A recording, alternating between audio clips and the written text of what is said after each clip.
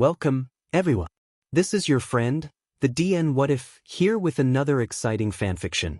Today, we're diving into the story of What If Deku Became a Kindergarten Teacher? If you enjoy this video, don't forget to hit that like button and subscribe for more fanfiction content just like this. Now, let's get started with the fanfic. The classroom still hummed with the energy of the day, even as the last of the kids trickled out. Tiny chairs sat haphazardly around small tables, evidence of a day filled with arts and crafts, snack breaks, and endless chatter. The scent of crayons and glue lingered in the air, mixing with the subtle sweetness of whatever juice boxes had been opened that afternoon. Izuku Midoriya sighed, stretching his back as he glanced at the clock. Just a few more minutes, and then he'd be able to clean up and head home. He rolled his shoulders to ease a stubborn not too many hours spent crouched at kid height and let his gaze sweep the room. Paper suns with googly eyes smiled down from a crooked clothesline. A volcano of finger paint had dried on the corner easel, its red-orange rivulets frozen mid-eruption. Someone's glitter had migrated, of course it had, to the bookshelf, dusting a row of well-loved picture books with a faint, starry sheen. The low hum of the HVAC and the distant squeak of the janitor's cart in the hallway became the evening soundtrack. "All right, Haru, looks like you're the last one today," he said warmly, crouching down to meet the boy's eyes.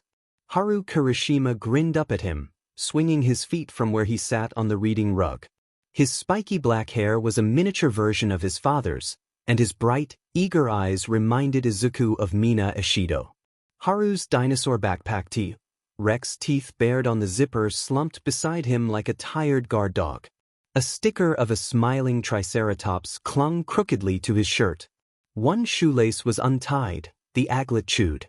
A faint smear of green marker stretched across the back of his hand, a souvenir from Free Draw. "Mama and Papa said someone else is picking me up today," Haru announced, bouncing a little where he sat. "They said it's a surprise." Izuku chuckled. "A surprise, huh? I wonder who it could be." He didn't have to wonder for long. The classroom door slid open with a sharp clack, and Izuku turned his head only for his stomach to drop. Standing in the doorway, looking just as sharp and intimidating as ever, was Katsuki Bakugo. For a second, Izuku thought he had to be imagining it. But no, Bakugo was real, standing there in a black t-shirt and a chef's apron still tied around his waist, like he had come straight from work. His arms were crossed, expression bored, but his eyes still that same intense red narrowed slightly when they landed on Izuku. There were small cuts along Bakugo's knuckles, the kind you got from long days with knives and hot pans. A faint smudge char marked the edge of his forearm, and flour dusted the apron like pale ash. A clean, savory scent rode in with him, seared meat, citrus, the spark of something peppery and bright. The years hadn't dulled the way a room shifted around his presence. Even the hanging paper suns seemed to hold their breath. "You gotta be kidding me," Bakugo muttered under his breath. Izuku blinked. "Bakugo!" Haru, entirely oblivious to the tension crackling in the air, jumped up and bolted toward him. "Uncle Katsu! You came!" Bakugo let out a grunt as Haru crashed into his legs, gripping onto them like a monkey. Yeah, don't get used to it, brat." But despite his grumbling, his hand landed on top of Haru's head, ruffling his hair in a way that spoke of familiarity. Izuku's brain finally caught up with the situation. Kirishima and Mina's son. "Of course. That's so you're the surprise pickup," Izuku said, straightening up. Bakugo's eyes flickered toward him again, sharp and assessing. "And you're the teacher?" There was something incredulous in his tone, like he couldn't quite believe it. Izuku just smiled. "That's right. Midoriya-sensei, to them." Haru nodded enthusiastically. "Midoriya-sensei is the best. He knows everything about dinosaurs and heroes and stuff, and he can draw super good, too." Bakugo snorted. "Yeah, that right." His gaze remained fixed on Izuku, something unreadable behind it. Izuku shrugged, playing it off. "I try my best." For a moment, neither of them spoke. They just stood there, staring at each other, the weight of their high school years hanging between them like a ghost that neither of them had invited. "It's been years," Izuku reminded himself. "We've both moved on." But still this wasn't how he expected to see Bakugo again. Bakugo finally broke the silence with a click of his tongue. Well, guess I should have figured you'd be doing something like this. Always had that stupid soft heart. Izuku only smiled at that, refusing to let the jab sting. And you? A chef? I wouldn't have guessed. Bakugo scowled. The hell's that supposed to mean? Izuku chuckled. Nothing bad. Unexpected. Haru, sensing none of the tension, tugged on Bakugo's hand. Can we go now? I want to show you the picture I drew today. Bakugo exhaled sharply. Yeah, we're going. He started toward the door but paused just before stepping out. Oi, Midoriya. Izuku looked up. Yeah. Bakugo's eyes lingered on him for a second longer than necessary, something unreadable in his expression. Then he shook his head. Never mind. See ya around.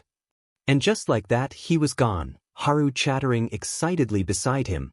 Izuku let out a breath he didn't realize he'd been holding. What?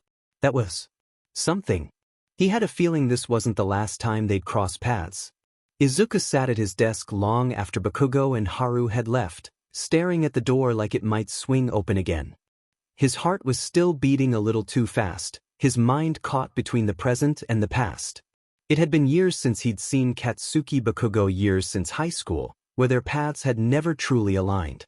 They weren't friends, not in the way he'd been with Achiko or Ida, not in the way Kirishima and Mina had been inseparable from Bakugo.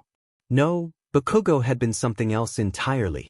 He loosened the knot of his tie and leaned back, letting the chair creak beneath him. The classroom had settled into its twilight quiet, sunlight slanting in dusty bands across the carpet, the faint tick of the wall clock, crayons neatly corralled back into their bins. On the board, he'd left a wobbly stegosaurus from afternoon circle time. Haru had insisted it needed more spikes, and Izuku had obliged. Now the drawing grinned at him, weirdly companionable. They'd known each other since childhood, but high school was when the divide between them had solidified. Izuku had been quiet, studious, always on the sidelines, while Bakugo had been loud, confident, a gravitational force of his own. They never really talked outside of the occasional insult, a sharp glare across the classroom. Bakugo had barely acknowledged his existence most days, too focused on his own path. And Izuku? He had spent those years doing his best to avoid him. But Achiko and Ida had always been in his corner, grounding him when he needed it. They'd met on the first day of high school and had been inseparable ever since. Lunch breaks filled with laughter, late-night study sessions, group outings to the arcade where Ida would insist on following the rules while Achiko found a way to turn everything into a competition. They had made high school bearable, had made him feel seen. And then there was Mina and Kirishima, two people who had somehow found their way into Bakugo's orbit and never left. Unlike Izuku, they hadn't been put off by his sharp edges. Kirishima, especially, had latched onto him with an unwavering loyalty, grinning through every insult and sticking by him no matter how much Bakugo tried to act like he didn't care. Mina had been the same, always laughing, always pushing his buttons just enough to get a reaction. Izuku had always admired them for that. But they had their own group, and he had his. Their lives ran parallel, rarely intersecting beyond shared classes and chance encounters. And now, all these years later, here they were. He exhaled, rubbing a hand over his face before finally standing up. Dwelling on the past wouldn't change the present. Bakugo had his own life now, and so did he. Their worlds had only crossed today because of Haru, because of circumstances, nothing more. It didn't mean anything. Still, as he packed up his things for the day, he couldn't quite shake the feeling that this wasn't the last time he'd see Katsuki Bakugo. Bakugo drove through the city with one hand on the wheel, the other drumming against the gear shift, still thinking about what the hell had just happened. Midoriya. Of all people. He scowled, taking a sharp turn down a familiar street. It wasn't like he'd spent the last few years thinking about him, but seeing him again, standing there in that classroom, all calm and composed, it had thrown him. The evening traffic pulsed in fits and starts, brake lights blinking like the heartbeat of the city. Neon signs blurred in his peripheral vision. He caught his reflection in the side window, jaw tight, hair still mussed from the rush out of prep, a smear on his sleeve he'd missed. He ground his molars and rolled down the window for a slice of cooler air. Bakugo hadn't expected to see him ever again, let alone as Haru's DMN teacher. Midoriya. A kindergarten teacher. It didn't make sense. Well, actually it did, in that annoyingly predictable way. The nerd had always been soft-hearted, the kind of guy who'd go out of his way to help someone even if they didn't deserve it. He used to piss Bakugo off, always lurking in the background, quiet but never quite gone. Back in high school, they'd barely interacted. And when they had, it was mostly him throwing insults Midoriya's way, and Midoriya either brushing it off or looking like he wanted to disappear. He hadn't been a target or anything. Bakugo had his own sheet to deal with, and Midoriya was just another face in the crowd. But seeing him now, standing there like he hadn't been even remotely bothered by their past, like he didn't flinch at Bakugo's presence. It irritated him. With a sharp sigh, he pulled into the parking lot behind Dynamite, his restaurant, and killed the engine. It wasn't a huge place, not yet, but it was his. The sign out front was bold and uncomplicated, all clean angles and the suggestion of a spark. The back door stuck the way it always did. He should have sanded it weeks ago. Inside, heat gathered in the rafters, and the kitchen exhaled its familiar breath of stock and steel and citrus peel. Metal clinked. A hood fan muttered. On the prep table, lemons halved and weeping, a bundle of chives elastic banded like a tiny green bouquet, a hotel pan of marinating short ribs ready for the fire. When he first started cooking, no one had taken him seriously. Hell, he hadn't taken it seriously.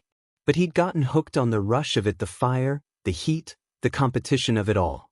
It was like a battlefield, except he was wielding knives instead of fists. By the time he'd worked his way through culinary school and busted his butt in restaurant kitchens across the city, he knew he wanted his own place. So he'd built it from the ground up, and now Dynamite was getting attention. People came for the food, sure, but they also came because of him. His reputation. His name.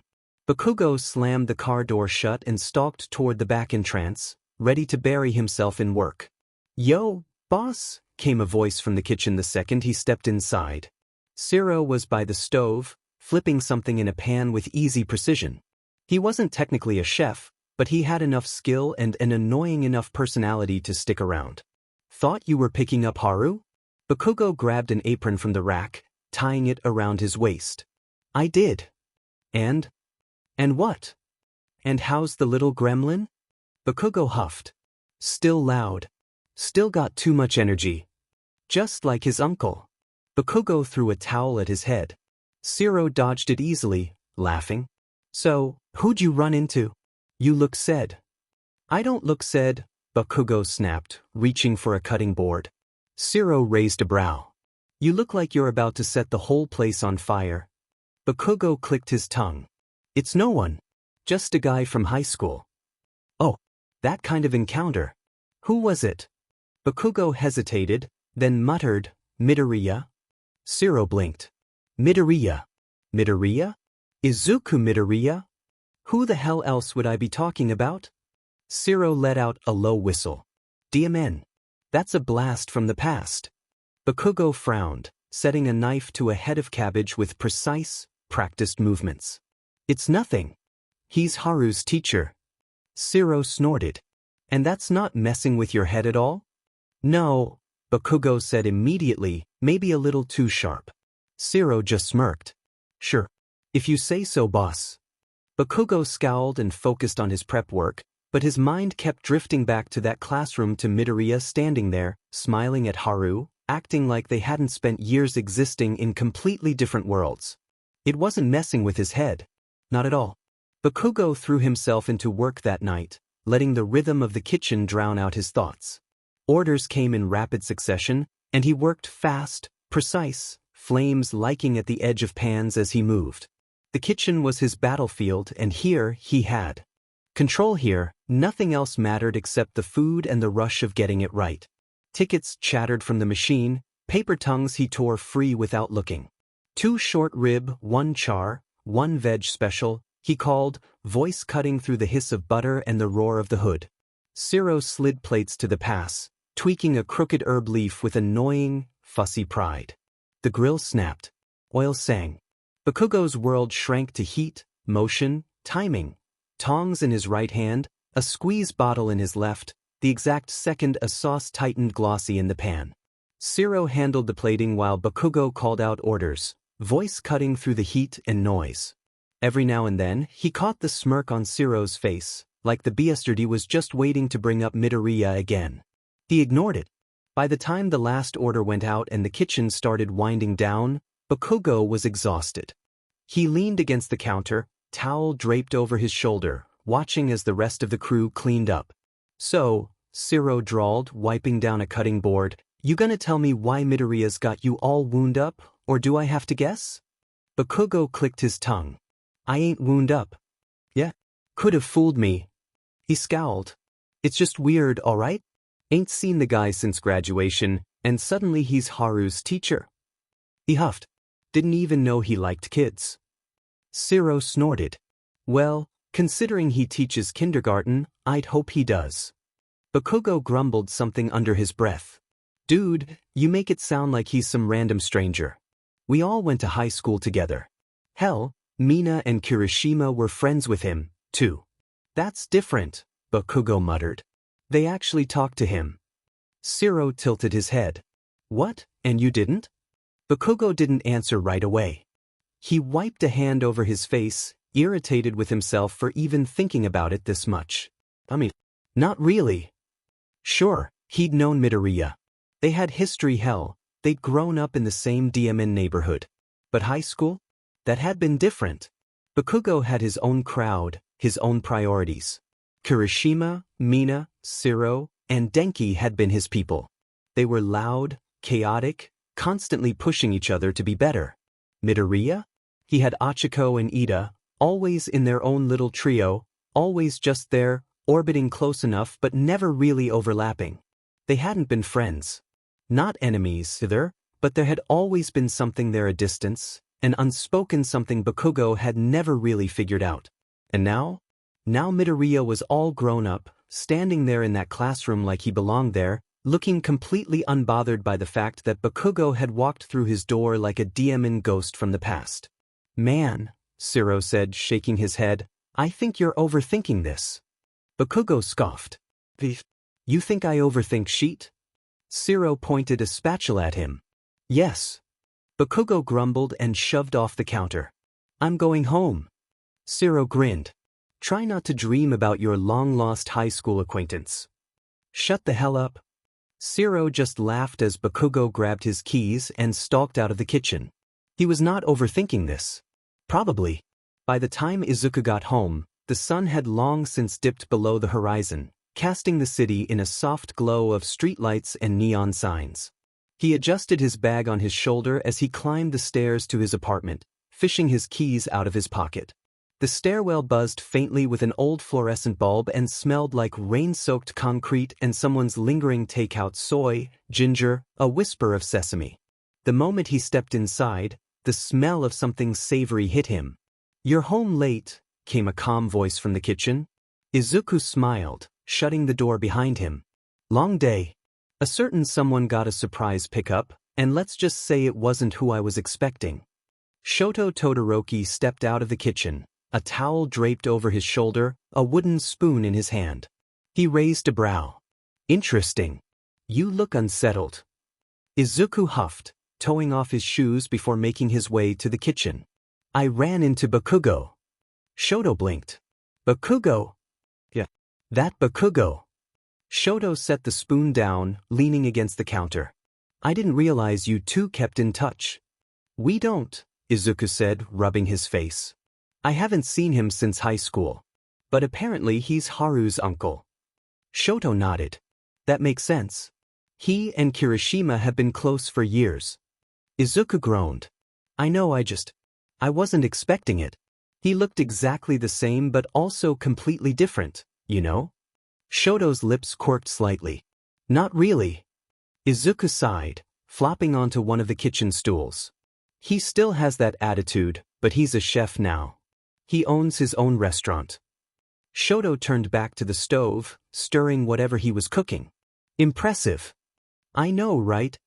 Izuku rested his chin in his palm. I guess I just never pictured him in a kitchen. People change. Izuku exhaled. Yeah. They do. There was a beat of silence before Shoto turned slightly, watching him. But something about seeing him again is bothering you. Izuku hesitated, then shrugged. It's not like we were ever close. He was just loud, brash, impossible to ignore. And now, all these years later, we're suddenly in each other's orbit again. He frowned. It's just weird. Shoto plated their food: rice, stir-fried vegetables, and some grilled chicken before setting a plate in front of Izuku. You're overthinking it. Izuku groaned. Why does everyone keep saying that? Shoto took a seat across from him. Because it's true. Izuku sighed but didn't argue. Instead, he picked up his chopsticks and started eating, letting the warmth of the food distract him. The rice steamed against his face, the vegetables glossed with a balanced snap of salt and heat. His heartbeat, a restless flutter since the classroom encounter, began to steadier to the rhythm of swallow, breathe, swallow. Maybe Shoto was right. Maybe it didn't mean anything. But still he couldn't shake the feeling that this wasn't the last time he'd be seeing Katsuki Bakugo. The next few days passed uneventfully, but Izuku couldn't quite shake the lingering awareness that Bakugo had re-entered his life. It was ridiculous one chance meeting at school pickup didn't mean anything. And yet, every time the classroom door slid open, a small part of him wondered if it would be him again. It wasn't, of course. Haru's parents took turns picking him up after that, and Izuku went about his usual routine. But the thought was there, buried under lesson plans and finger paints and the endless chatter of 5-year-olds. He found it in mundane places: the pause before roll call, the way he reached for the dry erase marker and caught himself staring at the doorway, the extra beat he gave the end-of-day song just in case footsteps interrupted it. It wasn't until Friday afternoon that his question was answered. Izuku was wiping down the art station when the door opened, and just like before, Haru lit up with excitement. Uncle Katsu! Izuku turned and sure enough, there he was. Bakugo stood in the doorway, looking just as out of place as the first time he'd been here. His chef's apron was missing today, but his stance was the same: broad-shouldered, arms crossed, looking both impatient and vaguely irritated. There was a faint sheen of city dust across his shirt, like he'd cut through traffic and wind to get here. The fluorescent lights caught on the red in his eyes, a flint-sparked focus that made the paper suns dangling from the ceiling feel strangely flimsy. You don't gotta yell every time, brat, Bakugo muttered, but he let Haru barrel into his legs again. Haru beamed up at him. You came again? Yeah. Your folks got shit to do. Izuku wiped his hands on a paper towel, trying to ignore the strange twist in his stomach at seeing Bakugo here again. The art table smelled like tempura and lemon cleaner. He ground the damp paper into his palm like it could absorb his nerves. He offered a polite nod. Bakugo! Bakugo's eyes flicked to him, sharp and assessing. Midoriya. There was a brief, awkward silence before Haru broke it by yanking on Bakugo's hand. Wanna see what I made today? Bakugo let out a long-suffering sigh. Do I got a choice? Nope. Izuku watched, somewhat amused, as Haru dragged Bakugo over to his cubby, chattering non-stop about his latest drawing.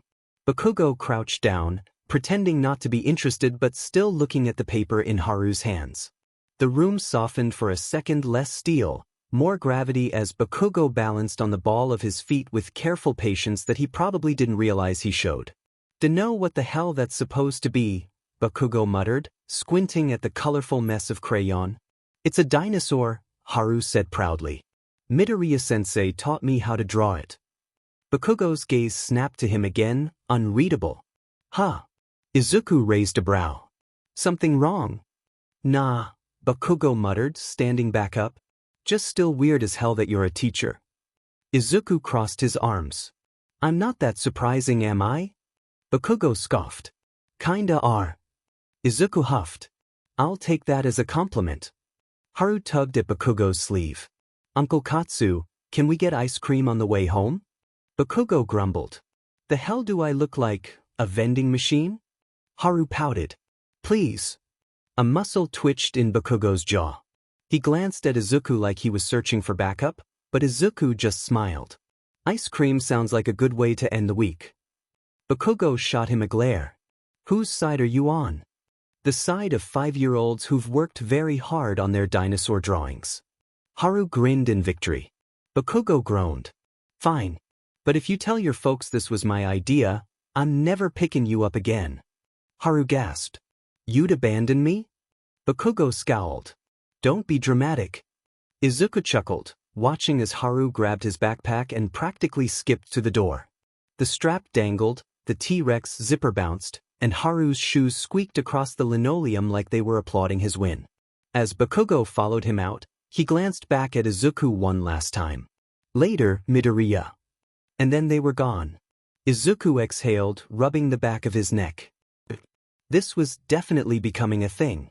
Izuku arrived at his mother's apartment mid-morning, the bouquet of flowers in his hand slightly crumpled from the train ride. He adjusted them before knocking, barely waiting a second before the door swung open. The warm, familiar smell of his childhood home laundry soap, black tea, the faintest trace of old paperbacks on the shelf rose to meet him. Izuku! Inko Midoriya pulled him into a warm hug, squeezing him tight. You should have told me you were coming. I would have made lunch. Izuku chuckled, stepping inside. I didn't want you to go through the trouble. Besides, I figured you already had plans.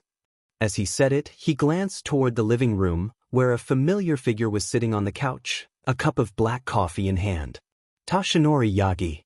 A household name. A legend in the boxing world. And somehow his mother's boyfriend. Izuku, Toshinori greeted with a grin, setting his coffee down. Good to see you, kid. Izuku sighed, rubbing the back of his neck. You can drop the kid, you know. I'm 25. Toshinori laughed, standing up.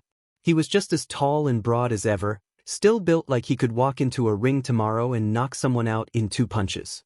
Old habits die hard. Inko clapped her hands. Well, since you're here, you might as well stay for lunch. Toshinori made breakfast earlier, but I'm sure he could whip up something quick. Izuku raised a brow. Since when do you cook? Toshinori shrugged. Cooking's just like boxing. Gotta have rhythm, control, precision. Izuku rolled his eyes but couldn't help smiling. Sit, sit. Inko urged, leading him to the table. How's school? Izuku settled into a chair, sighing. It's been good. Same as usual, really. Except. He hesitated. Inko's eyes sparkled. Oh, something happened? Izuku glanced toward Toshinori, who was watching him with mild interest. More like, I ran into someone from high school. Really? Inko perked up. Who? Izuku exhaled. Bakugo. Toshinori's brows lifted. Katsuki Bakugo? The Katsuki Bakugo? Izuku blinked. Wait, you know him? Toshinori chuckled. Of course. The guy's making waves in the culinary world. I haven't been to his restaurant yet, but I hear it's DM good. Izuku shook his head. I still can't wrap my head around Bakugo being a chef. Inko hummed. I remember him. You two weren't close, were you? Izuku scoffed. Not even a little. Toshinori smirked. And how did that reunion go? Izuku hesitated. He's exactly the same but different. Calmer maybe. Still has an attitude though. Toshinori chuckled. Well, people change. Except for their right hook that always stays the same. Izuku sighed. You say that like you want me to go around with him. Toshinori leaned back, grinning. I'm just saying if the two of you ever want to step into the ring, I'd be happy to referee. Izuku shook his head. Not happening. Inko laughed, patting Izuku's arm. No, life has a funny way of bringing people back together. Maybe this is the start of something new. Izuku groaned. Mom. Toshinori just smirked, sipping his coffee. Izuku exhaled, rolling his shoulders. Whatever. I came here to get my mind off things, not add more to it. Toshinori raised a brow. You want to hit the gym then? Izuku sighed but smiled. Yeah. Why not? Because if nothing else, throwing some punches sounded like a good way to clear his head. Izuku changed into his workout clothes at the gym, shaking out his arms as he stepped into the private training area Toshinori had access to. It wasn't flashy, but it had everything they needed: bags, mats, a ring in the corner, and most importantly, a quiet space away from the usual crowds. Chalk dust hung faintly in the air. The floor smelled like disinfectant and old leather. A single fan thumped overhead like a slow metronome. Toshinori was already stretching, rolling out his shoulders. "Haven't seen you in the gym much lately," he noted. Izuku tied his hand wraps, shrugging. "Work keeps me busy. Besides, I don't exactly have a reason to be in a ring." Toshinori raised a brow. "You enjoy it though?" Izuku exhaled. That much was true. Boxing had never been something he planned to take seriously, but Toshinori had started training him a few years ago casually at first. It was supposed to be just a way to stay active, but something about it had stuck. The rhythm, the precision, the way his mind cleared when he focused on nothing but movement. It was a different kind of classroom, one where breath and balance were the lesson plan. Toshinori tossed him a pair of gloves. "All right, let's see if you remember how to throw a punch." Izuku scoffed, slipping them on. "You say that like I haven't knocked you back before." Toshinori grinned. "Once. On a lucky shot." Izuku rolled his eyes and stepped forward, fists raised. Toshinori held up the focus mitts, nodding for him to begin. He started slow, feeling out his form: jab, cross, hook, step back, reset. Toshinori watched him carefully, occasionally adjusting his stance or correcting his balance. The sound of glove leather kissing the mitts echoed off the walls. Pop, pop, pop, a rhythm that loosened something tight behind Izuku's sternum. "Good," Toshinori said. "But you're distracted." Izuku threw another punch, lips pressing into a thin line. "I'm not distracted." Toshinori let out a short laugh. "Midoriya, I've trained you long enough to know when your head isn't in it." Izuku exhaled sharply. "It's nothing. Nothing that made you bring up Bakugo first thing when you got to your mom's place?" Izuku nearly missed his next punch. "Seriously?" Toshinori smirked. "Hey, just calling it like I see it." Izuku scowled but didn't argue. He kept throwing punches, working through it. Because Toshinori wasn't wrong. Something about seeing Bakugo again was messing with his head, and he hated that he didn't know why. Maybe it was the simple fact that Bakugo had barely acknowledged his existence in high school, and now, suddenly, he was there. That same sharp-edged confidence, that same fire behind his eyes, but somehow different, more grounded, more composed. But still Bakugo. Toshinori let him work through his thoughts in silence, only stepping in occasionally to adjust his positioning. The mitts redirected his focus, each correction a twist of the heel, a drop of the shoulder like punctuation marks on a sentence he couldn't yet finish. Finally, after a solid round of punches, Toshinori dropped his hands and grinned. "Feeling better?" Izuku huffed, wiping sweat from his brow. "A little." Toshinori smirked. "Good. Now let's go another round." Izuku groaned, but when he stepped forward again, his movements felt lighter.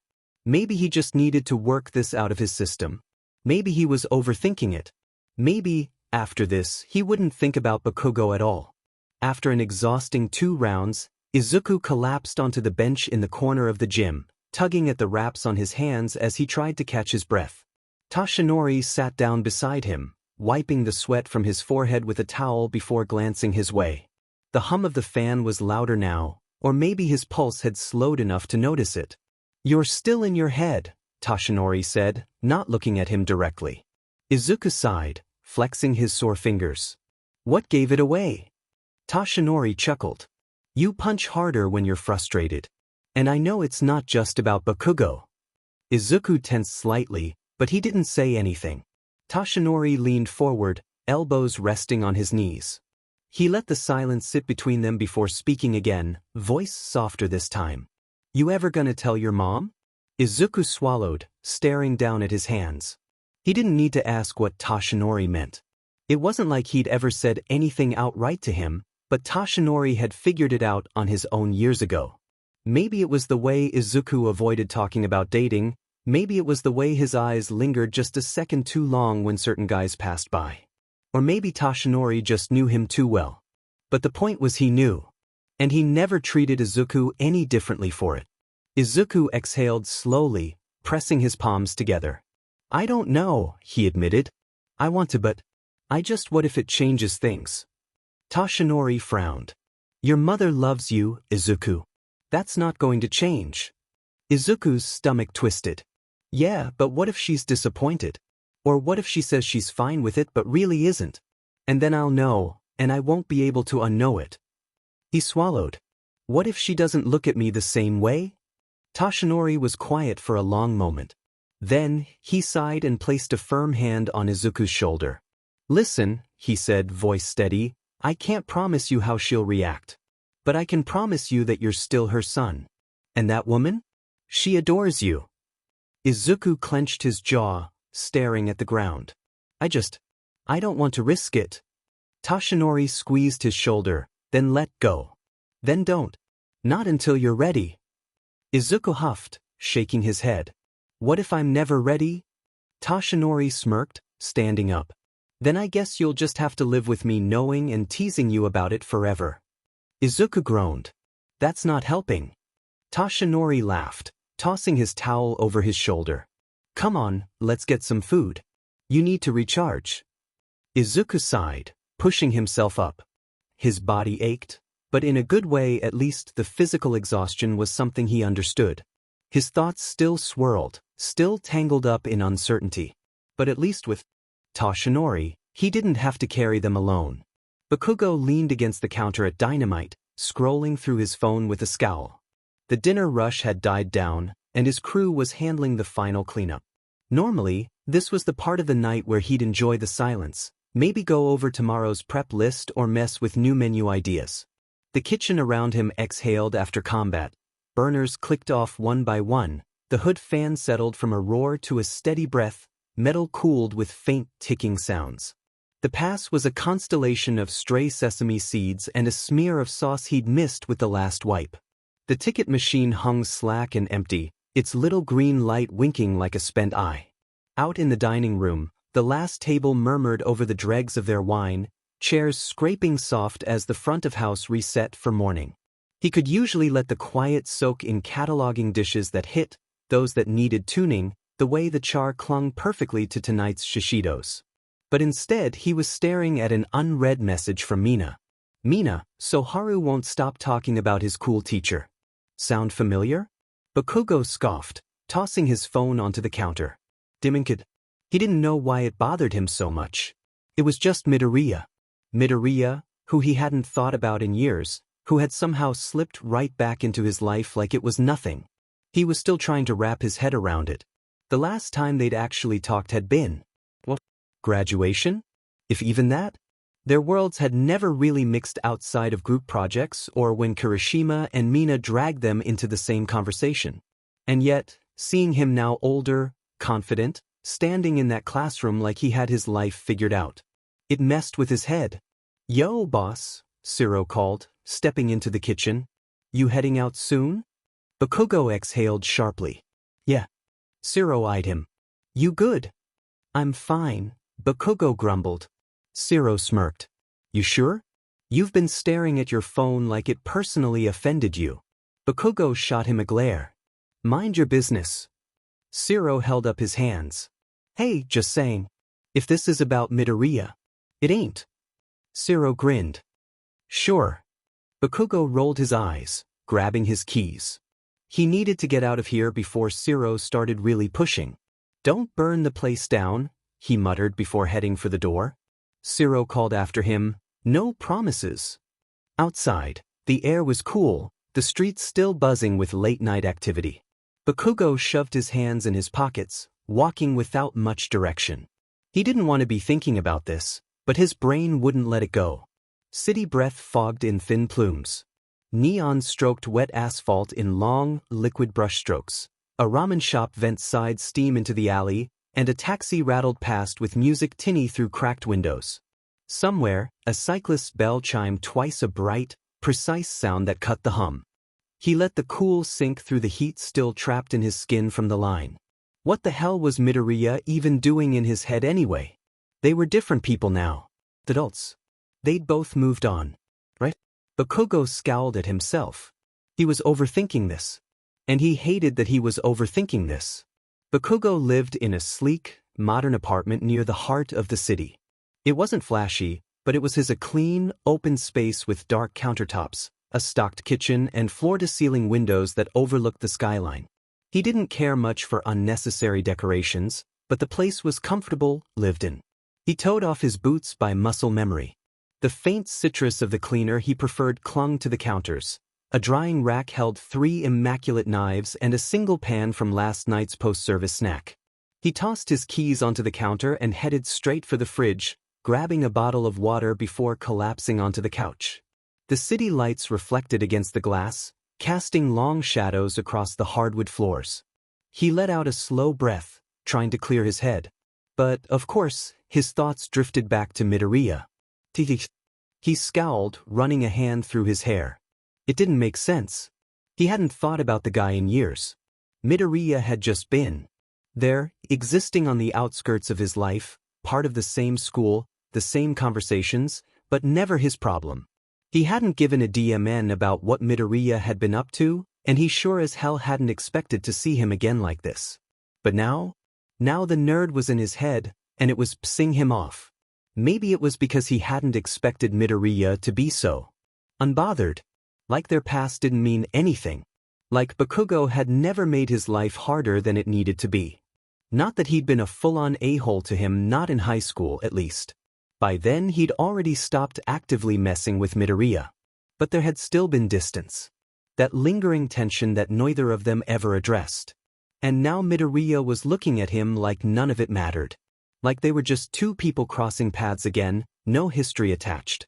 Bakugo wasn't sure why that bugged him, but it did.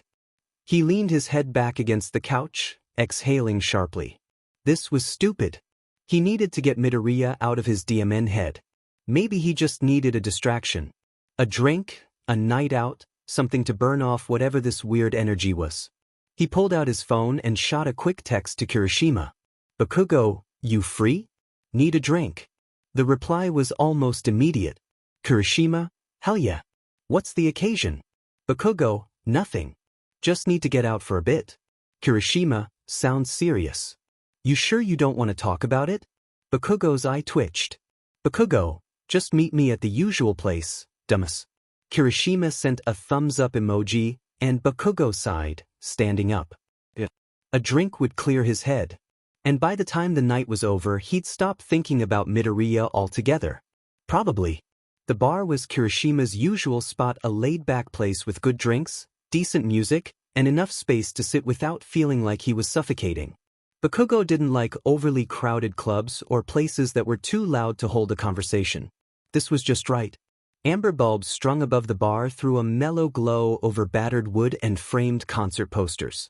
The ice well hissed. Bottles knocked together with easy familiarity as the bartender shook something citrusy for a couple at the rail. He pushed through the doors, scanning the room. Kirishima was already at a table near the back, a beer in hand, grinning like always. "So, you actually made it out before midnight," Kirishima teased as Bakugo dropped into the seat across from him. "Shut up." Bakugo flagged down a server, ordering a whiskey neat. He wasn't in the mood for anything fancy. Kirishima leaned forward, studying him. "Alright, spill. What's got you all tense tonight?" Bakugo grunted, taking a sip of his drink instead of answering. Kirishima raised a brow. "It's something you're never the one asking to go out." Bakugo huffed. "Just been a long week." Kirishima smirked. "But does this have anything to do with the fact that Mina's been texting the group chat about you seeing Midoriya again?" Bakugo's eye twitched. "That DMN woman." Kirishima burst out laughing. "Dude, it's not that big a deal. You ran into an old classmate, so what?" "So nothing," Bakugo muttered. "I just wasn't expecting it, that's all." Kirishima's grin didn't fade. "Well, maybe you should get used to it." Before Bakugo could ask what the hell that was supposed to mean, he heard it. A voice he knew. A voice he'd spent all DMN week trying not to think about. "Oh, come on, Ida. You're already here. Just relax." Bakugo froze. Slowly, he turned his head and, of course, standing at the bar, not 10 feet away, was Midoriya. And beside him? Achiko and Ida. Kirishima looked way too amused. Well, would you look at that? Bakugo's grip tightened around his glass. You've gotta be kidding me. Midoriya hadn't noticed him yet, too busy with whatever Achiko was saying. She was leaning into his space, grinning, while Ida looked deeply uncomfortable, adjusting his glasses like he was regretting all his life choices. Bakugo should have looked away. Should have ignored it. But his eyes stayed. Midoriya was different now, looser, more at ease. He wasn't the quiet kid from high school, the one who always stayed in his own little circle. He was laughing, shaking his head at something Achiko said, his green curls bouncing slightly with the movement. And then, Achiko nudged him and he turned. And their eyes met. Bakugo expected surprise, maybe awkwardness. But instead, Midoriya just blinked then, to Bakugo's complete shock, he smiled. A small, amused quirk of his lips, like he wasn't surprised at all to see him there. Bakugo's stomach did something stupid. Before he could react, Achiko followed Midoriya's gaze, and her face lit up. Oh my god, she practically shrieked, grabbing Midoriya's arm. It's Bakugo! Bakugo scowled as she dragged Midoriya toward their table. Kirishima snorted. Well, guess you really can't escape this. Bakugo was gonna kill him. And then Midoriya was there, standing at the edge of the table, still looking way too dim and amused.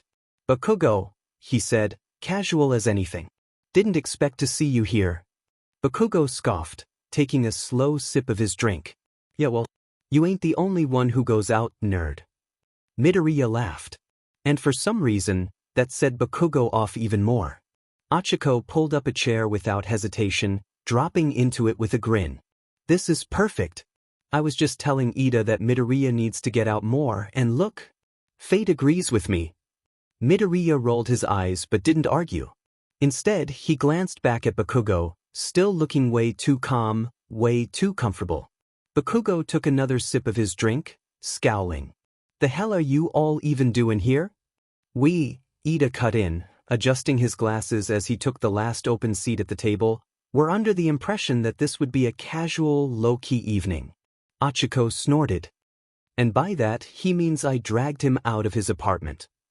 Ida exhaled like a man carrying the weight of the world. I should have known better. Midoriya shrugged, settling into his seat. They did have a point, though. It's been a while since I actually went out. Kirishima leaned forward, grinning. And yet, here we all are. Just like old times. Bakugo scoffed. This ain't like old times. Midoriya smirked.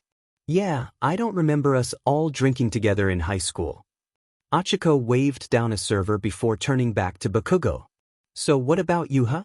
I never pegged you for a let's grab drinks after work kind of guy.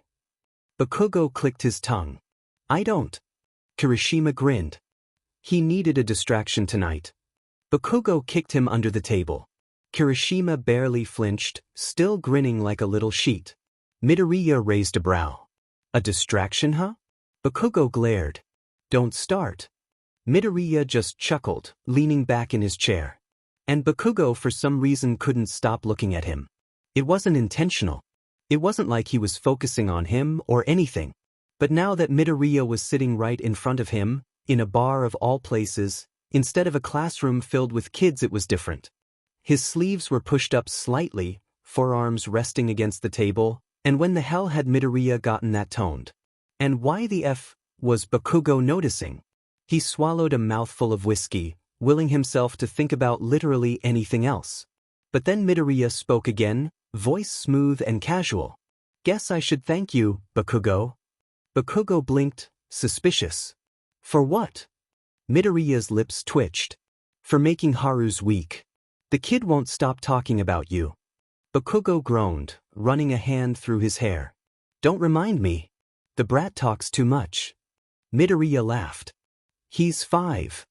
Yeah, well, he's your problem at school, not mine. Midoriya hummed. And yet, he's been asking if you're picking him up again. Kirishima burst out laughing. Bakugo groaned louder, slumping back in his chair. I swear to God. Achiko giggled. Aw, that's kinda cute. Ida nodded sagely. It seems the child has formed an attachment. Bakugo scowled. Great. Just what I needed. Midoriya sipped his drink, amusement still dancing in his eyes. Guess you're stuck with me now. And the way he said it calm, teasing, like it wasn't a big deal. Like this was normal. Like they were normal. It made something in Bakugo's chest clench, and he really didn't like that. He took another drink, looking away. This was not what he'd signed up for tonight.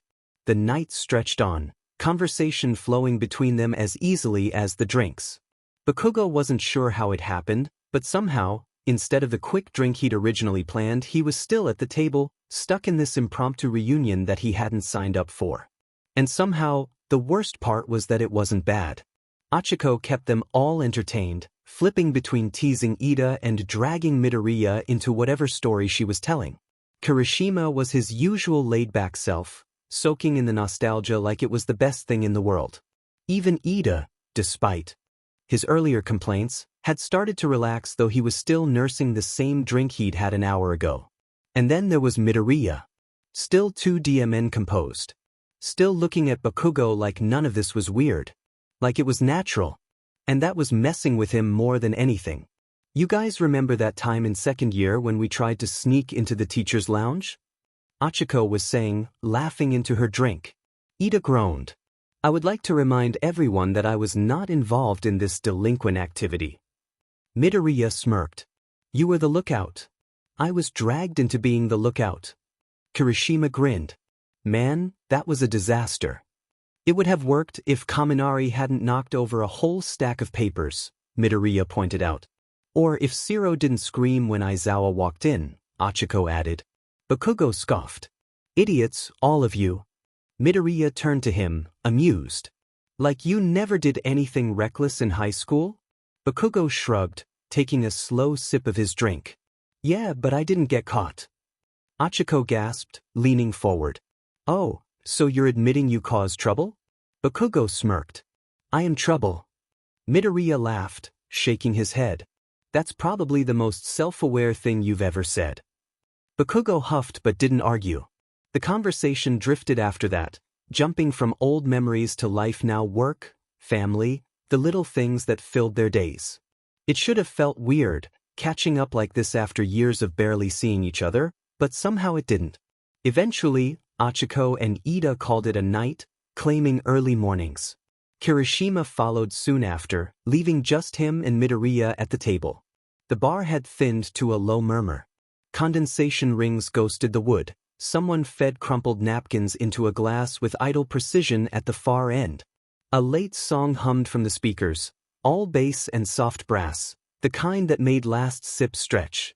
Bakugo rolled his glass between his fingers, glancing at Midoriya. Didn't think you'd be the type to stay out this late. Midoriya shrugged. I didn't either. He took another sip of his drink, then added, Guess I don't mind it. Bakugo raised a brow. Oh yeah? Enjoying yourself? Midoriya smirked.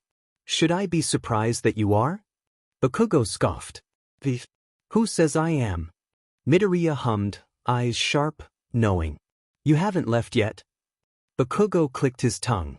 Maybe I just don't feel like moving. Midoriya chuckled. Sure. Bakugo narrowed his eyes. You always this much of a smartass? Midoriya tilted his head slightly, that DMN smirk still in place. Maybe you just weren't paying attention before. That shouldn't have made Bakugo's stomach tighten, but it did. He forced himself to scoff, finishing the last of his drink. You ain't that interesting, nerd. Midoriya laughed, shaking his head. Whatever helps you sleep at night, Bakugo. Bakugo really should have left then. But for some reason he didn't. The bar had emptied out considerably, leaving only a handful of stragglers lingering at tables, their conversations quieter, more subdued. The energy had shifted, less buzzing, more settled. Low brass drifted from tinny speakers, a bartender polished the same glass in lazy circles, and a neon beer sign bled a faint red halo across the wall. Condensation rings haunted the wood like pale moons. The air carried that end-of-night blend of citrus peel, spilled rye, and something fried hours ago. And somehow, Bakugo was still here. Still sitting across from Midoriya, still nursing the last remnants of his drink, still not leaving. Midoriya didn't seem in a rush either. He leaned back in his seat, fingers lightly tracing the rim of his glass, gaze steady. The motion made a small, crisp sound glass against fingertip that seemed louder in the lull. I don't get it, Bakugo muttered finally, breaking the silence between them. Midoriya raised a brow. Don't get what? Bakugo exhaled sharply, rubbing the bridge of his nose. This. Acting like none of it matters. Midoriya's expression didn't change. None of what matters? Bakugo scowled. Oh, don't play dumb, nerd. You know what I mean. Midoriya sighed, tilting his head slightly. You're talking about high school. Yeah. Midoriya watched him for a long moment, then set his drink down. You want me to hold a grudge? Bakugo's jaw tightened. That's not what I'm saying. Midoriya hummed. Then what are you saying? Bakugo clicked his tongue, looking away. I dunno. Just thought. I dunno. You'd at least bring it up. Midoriya was quiet for a second before he said, voice careful, You didn't ruin my life, Bakugo. Bakugo tensed slightly. Midoriya leaned forward, elbows resting on the table. Was it easy? Were there days where I wish things were different? Yeah. But it's been years. And the way I see it, we were kids. Stupid, immature, trying to figure out our own crap. I don't see the point in clinging to it now. Bakugo frowned, gripping his glass a little tighter. Doesn't mean it didn't happen. Midoriya sighed. No, it doesn't. But I'm not that same kid. And neither are you. Bakugo inhaled sharply, staring at the ice melting in his drink. Because that was the part that messed with him the most. Midoriya wasn't the same. He wasn't quiet, uncertain, looking at Bakugo like he was bracing for the worst. He was confident, steady, sitting here like he wasn't remotely uncomfortable being across from Bakugo, like their history wasn't something that should be getting in the way. And that was what threw Bakugo off. Midoriya exhaled, stretching his arms before standing. I should head out. Bakugo blinked, caught off guard. Huh. Midoriya smirked slightly. What, you want me to stay now? Bakugo scoffed, scowling. Like I give a shit. Midoriya chuckled. Right. Of course. He pulled some cash from his wallet, setting it on the table for his share of the bill. See you around, Bakugo. Bakugo watched him go, still gripping his glass. And that should have been the end of it. But as Midoriya reached the door, something about the way he walked calm, like this had all been easy, made something snap in Bakugo's chest. Before he could think about it, he was on his feet, calling out, Oi, nerd. Midoriya paused, glancing over his shoulder. Yeah. Bakugo clenched his jaw. Then he exhaled sharply, shoving his hands in his pockets. You want to get breakfast or something? Midoriya blinked, surprised. Breakfast? Bakugo scowled. You heard me. Midoriya stared at him for a second, then he grinned. And it was so FNG annoying. But for some reason, Bakugo didn't hate it. Sure, Midoriya said finally, adjusting his jacket. Why not? And just like that, they walked out together. The walk to the diner was quiet at first. It was late past 1 in the morning, but the city never fully slept. Neon lights flickered in the distance, and the hum of passing cars filled the air as Bakugo and Midoriya walked side by side, neither of them rushing. A DLVY truck sighed at a red light. A convenience store door bleeped behind them. Their footsteps found an accidental rhythm on the cracked sidewalk, rubber against grit, heel then toe. A thin wind carried the ghost of rain, cool against the heat still coiled in Bakugo's skin from the bar. Bakugo wasn't even sure why he'd suggested breakfast. He could have let Midoriya walk out of that bar and gone home. Could have ended the night exactly the way he'd planned, with a strong drink and a distraction. But instead, here he was, matching pace with a guy he hadn't thought about in years, pretending like this wasn't weird. Midoriya shoved his hands into his jacket pockets, breaking the silence. So, is this a thing you do often? Drag people to breakfast at 1 in the morning? Bakugo scoffed. I ain't dragging you anywhere. You could have said no. Midoriya smirked. Didn't want to. Bakugo clicked his tongue, looking away. Teeth, whatever. They reached the diner a few minutes later, an old-school, 24-hour spot tucked between other late-night haunts. The kind of place that hadn't changed in decades: sticky vinyl booths, cracked menus, the faint smell of coffee and fried food hanging in the air. A bell above the door gave a weary jingle. Fluorescents hummed like bees. A pie case rotated slowly with 3 survivors: apple, lemon meringue, something chocolate each, reflecting in the stainless like small, edible planets. They slid into a booth near the window, and a tired-looking waitress came by almost immediately, pouring them both coffee before even taking their orders. Midoriya glanced up at her with a small smile. "You look like you've had a long night." She snorted. "You have no idea, sweetheart." Bakugo rolled his eyes. "We'll just take whatever the best thing on the menu is." Midoriya raised a brow. "You're trusting her with that decision?" The waitress smirked. "I like him." She jotted something down before walking off. Midoriya chuckled, stirring a little sugar into his coffee. "So?" Bakugo sipped his black coffee, staring him down. "So?" Midoriya tilted his head slightly, studying him. "Are we gonna pretend this is normal?" Bakugo narrowed his eyes. "What's not normal about getting food after a few drinks?" Midoriya hummed, tapping his spoon against the rim of his mug. "I dunno. Maybe the part where we haven't seen each other in years, and now suddenly we're getting late-night breakfast together." Bakugo scoffed. "Don't make it weird, nerd." Midoriya grinned. "I'm not making it weird. I'm just saying it's funny, right?" Bakugo didn't answer, focusing on his coffee instead. Because yeah, it was funny. Funny how Midoriya had walked back into his life like it was nothing. Funny how Bakugo had spent the past week trying not to think about him, and yet, here they were. Midoriya sipped his coffee, looking thoughtful. "You have changed, you know." Bakugo shot him a look. "The hell's that supposed to mean?" Midoriya shrugged. "You're still you, but I dunno. You're not as tense. Or maybe you are, but it's different now." Bakugo frowned. "Tense?" Midoriya chuckled. "Yeah. Back then, you always looked like you were 1 second away from punching something." Bakugo smirked. "Maybe I still am." Midoriya rolled his eyes. "Sure." The waitress returned, dropping 2 massive plates of food in front of them: eggs, bacon, pancakes, the works. The plates fogged the air with butter and maple. Bacon curled at the edges. Syrup pooled slow and golden. Bakugo's fork moved before the steam even settled. Bakugo immediately dug in. Midoriya watched him for a second before picking up his fork, shaking his head with a small smile. "Guess some things don't change."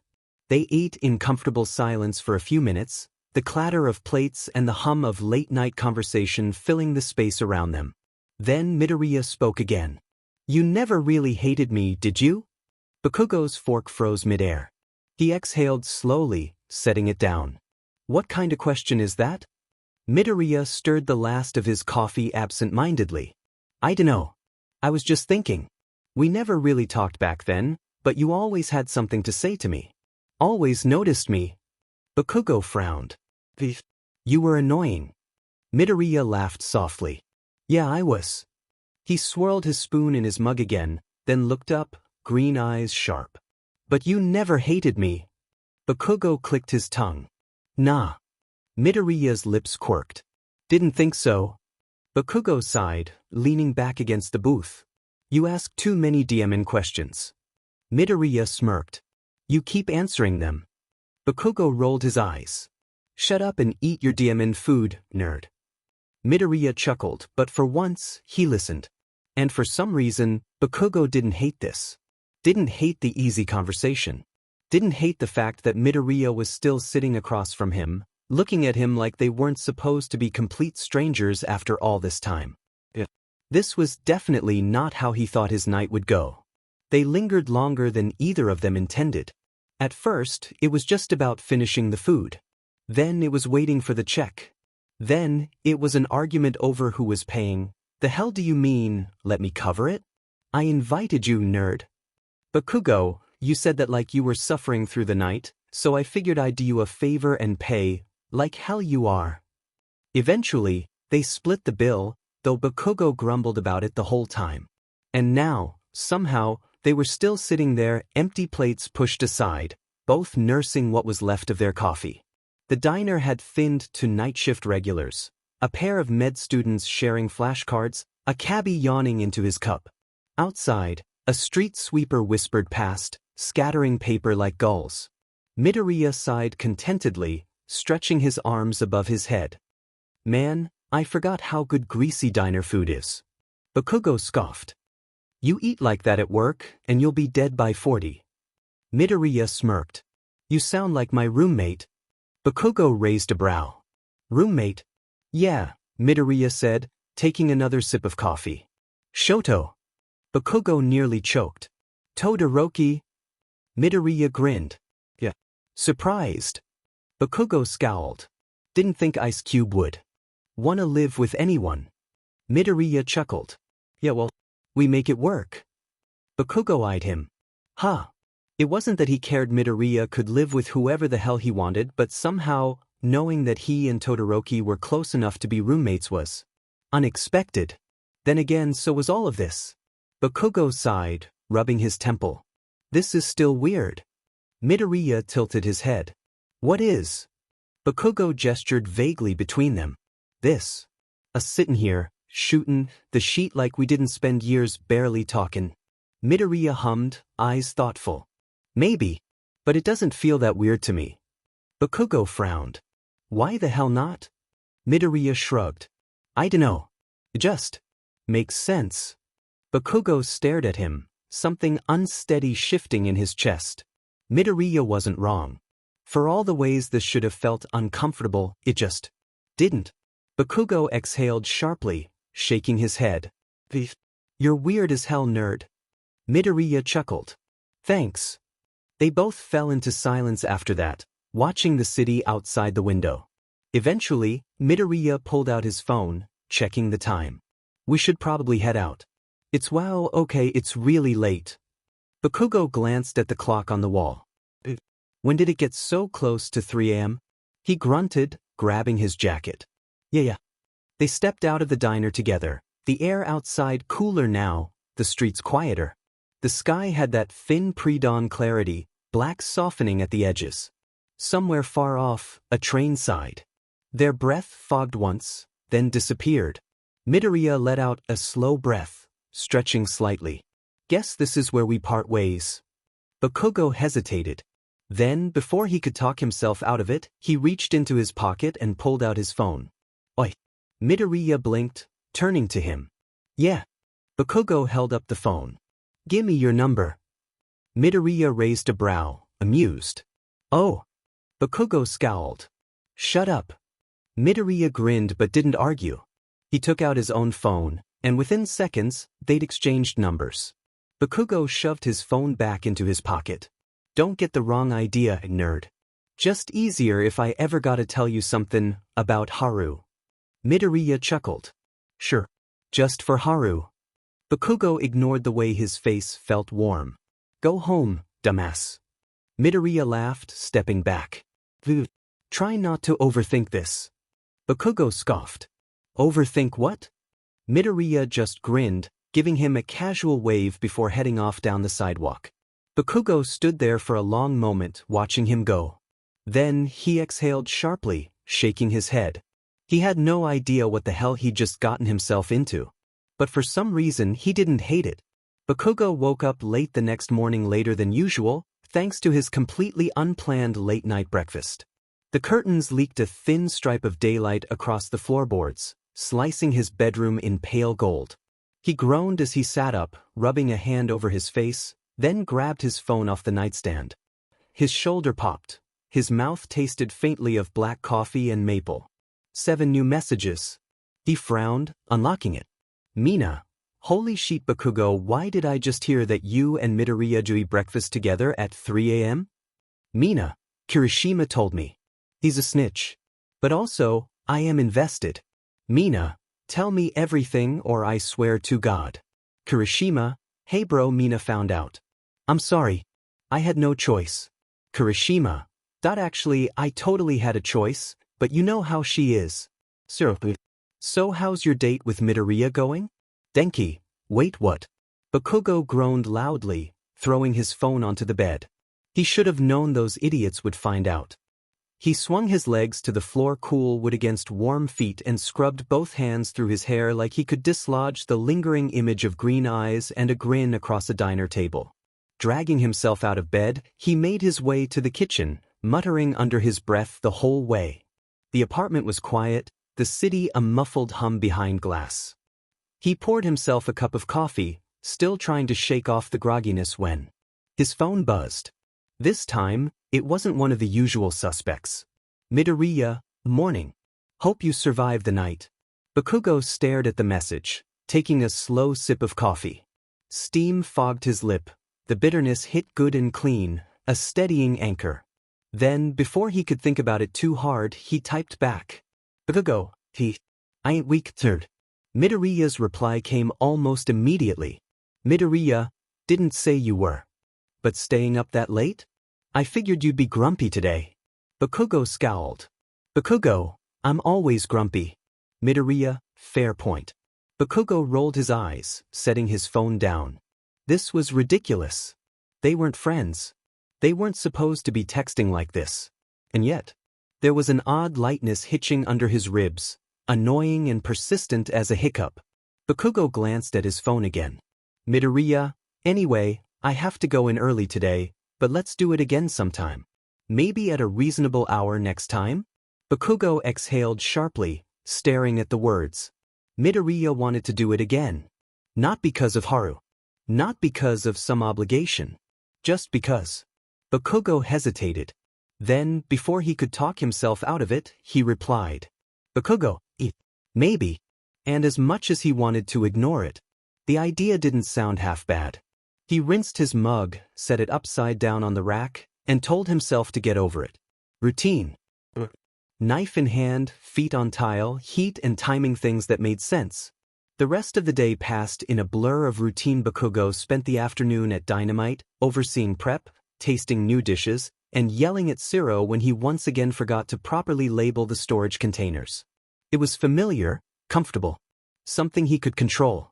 The kitchen sang its usual song, oil whispering into hot pans, the rhythmic thok-thok of knife on board, the metallic cough of the hood drawing up the day's breath. He checked a stock with the back of a spoon, adjusted a squeeze bottle's acid, tossed a pinch more salt into the gremolata, and nodded when it woke up right at the finish. He prowled the walk-in and reorganized a shelf by muscle memory, barking labels and dates like a metronome. But every now and then, his mind would drift. To Midoriya. To that stupid late-night breakfast. To the fact that they had actually texted earlier. To the fact that Midoriya had wanted to do it again. And to the fact that Bakugo hadn't immediately shut that idea down. It was weird. All of it was weird. But the more he thought about it, the more he realized. He didn't hate it. He was still trying to figure out what the hell that meant when his phone buzzed in. His pocket. He pulled it out, expecting another message from Kirishima or Mina, but Midoriya, hey, random question, do you like spicy food? Bakugo frowned at his screen. Bakugo, what kind of dumbass question is that? Midoriya, I'm taking that as a yes. Bakugo rolled his eyes, shifting a hotel pan with his hips so he could type. Bakugo, obviously. What's it to you? Midoriya, well, I was thinking.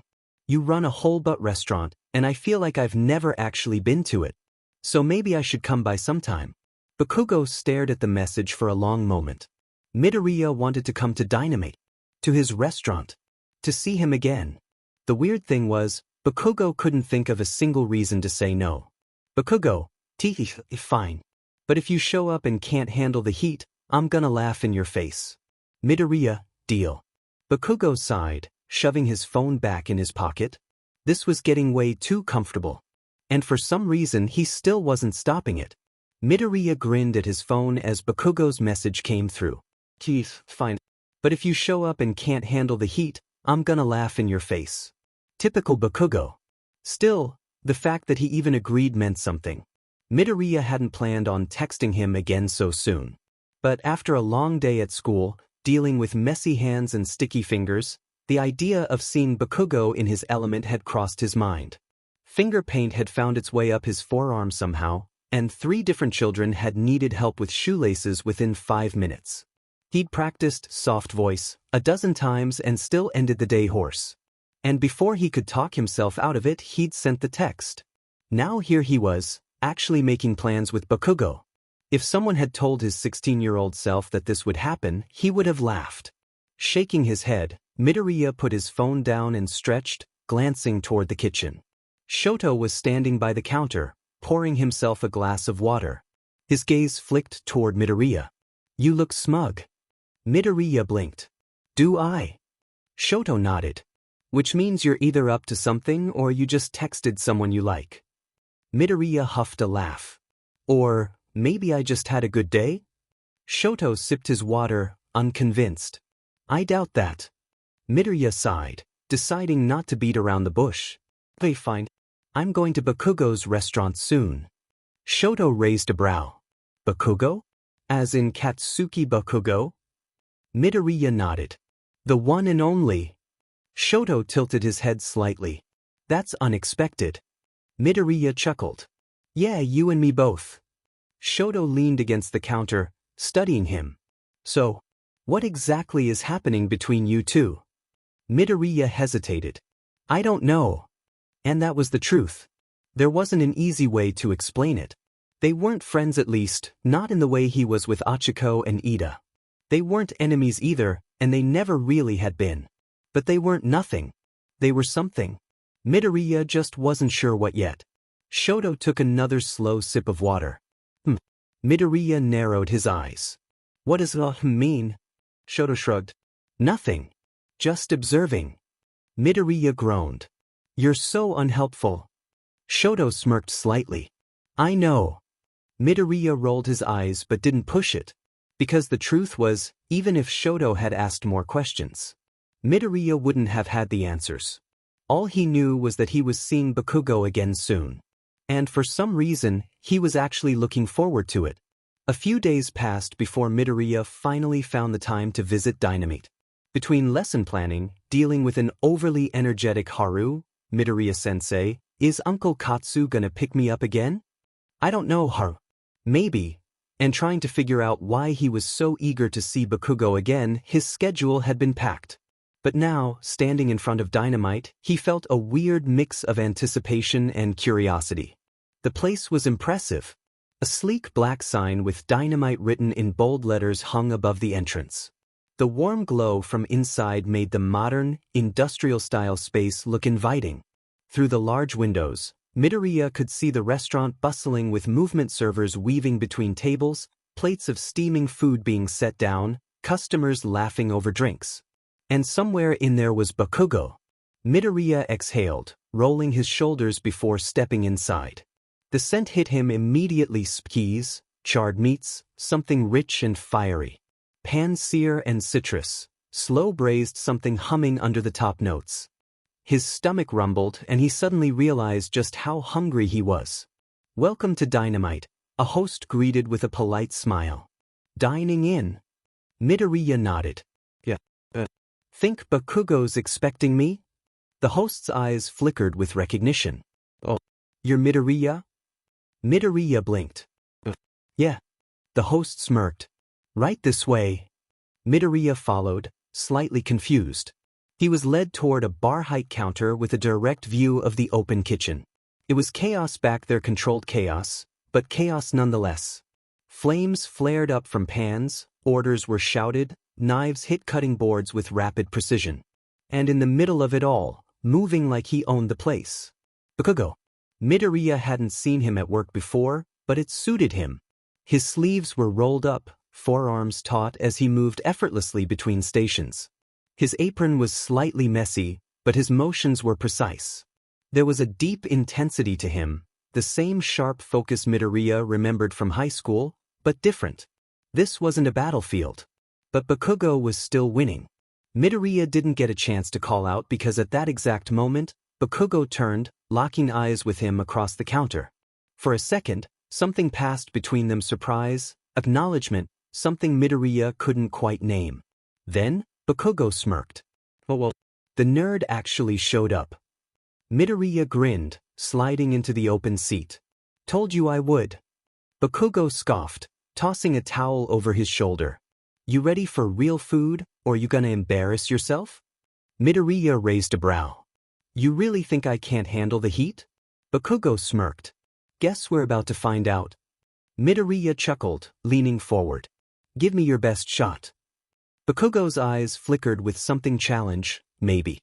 And then, without another word, he turned back to the kitchen, barking out an order.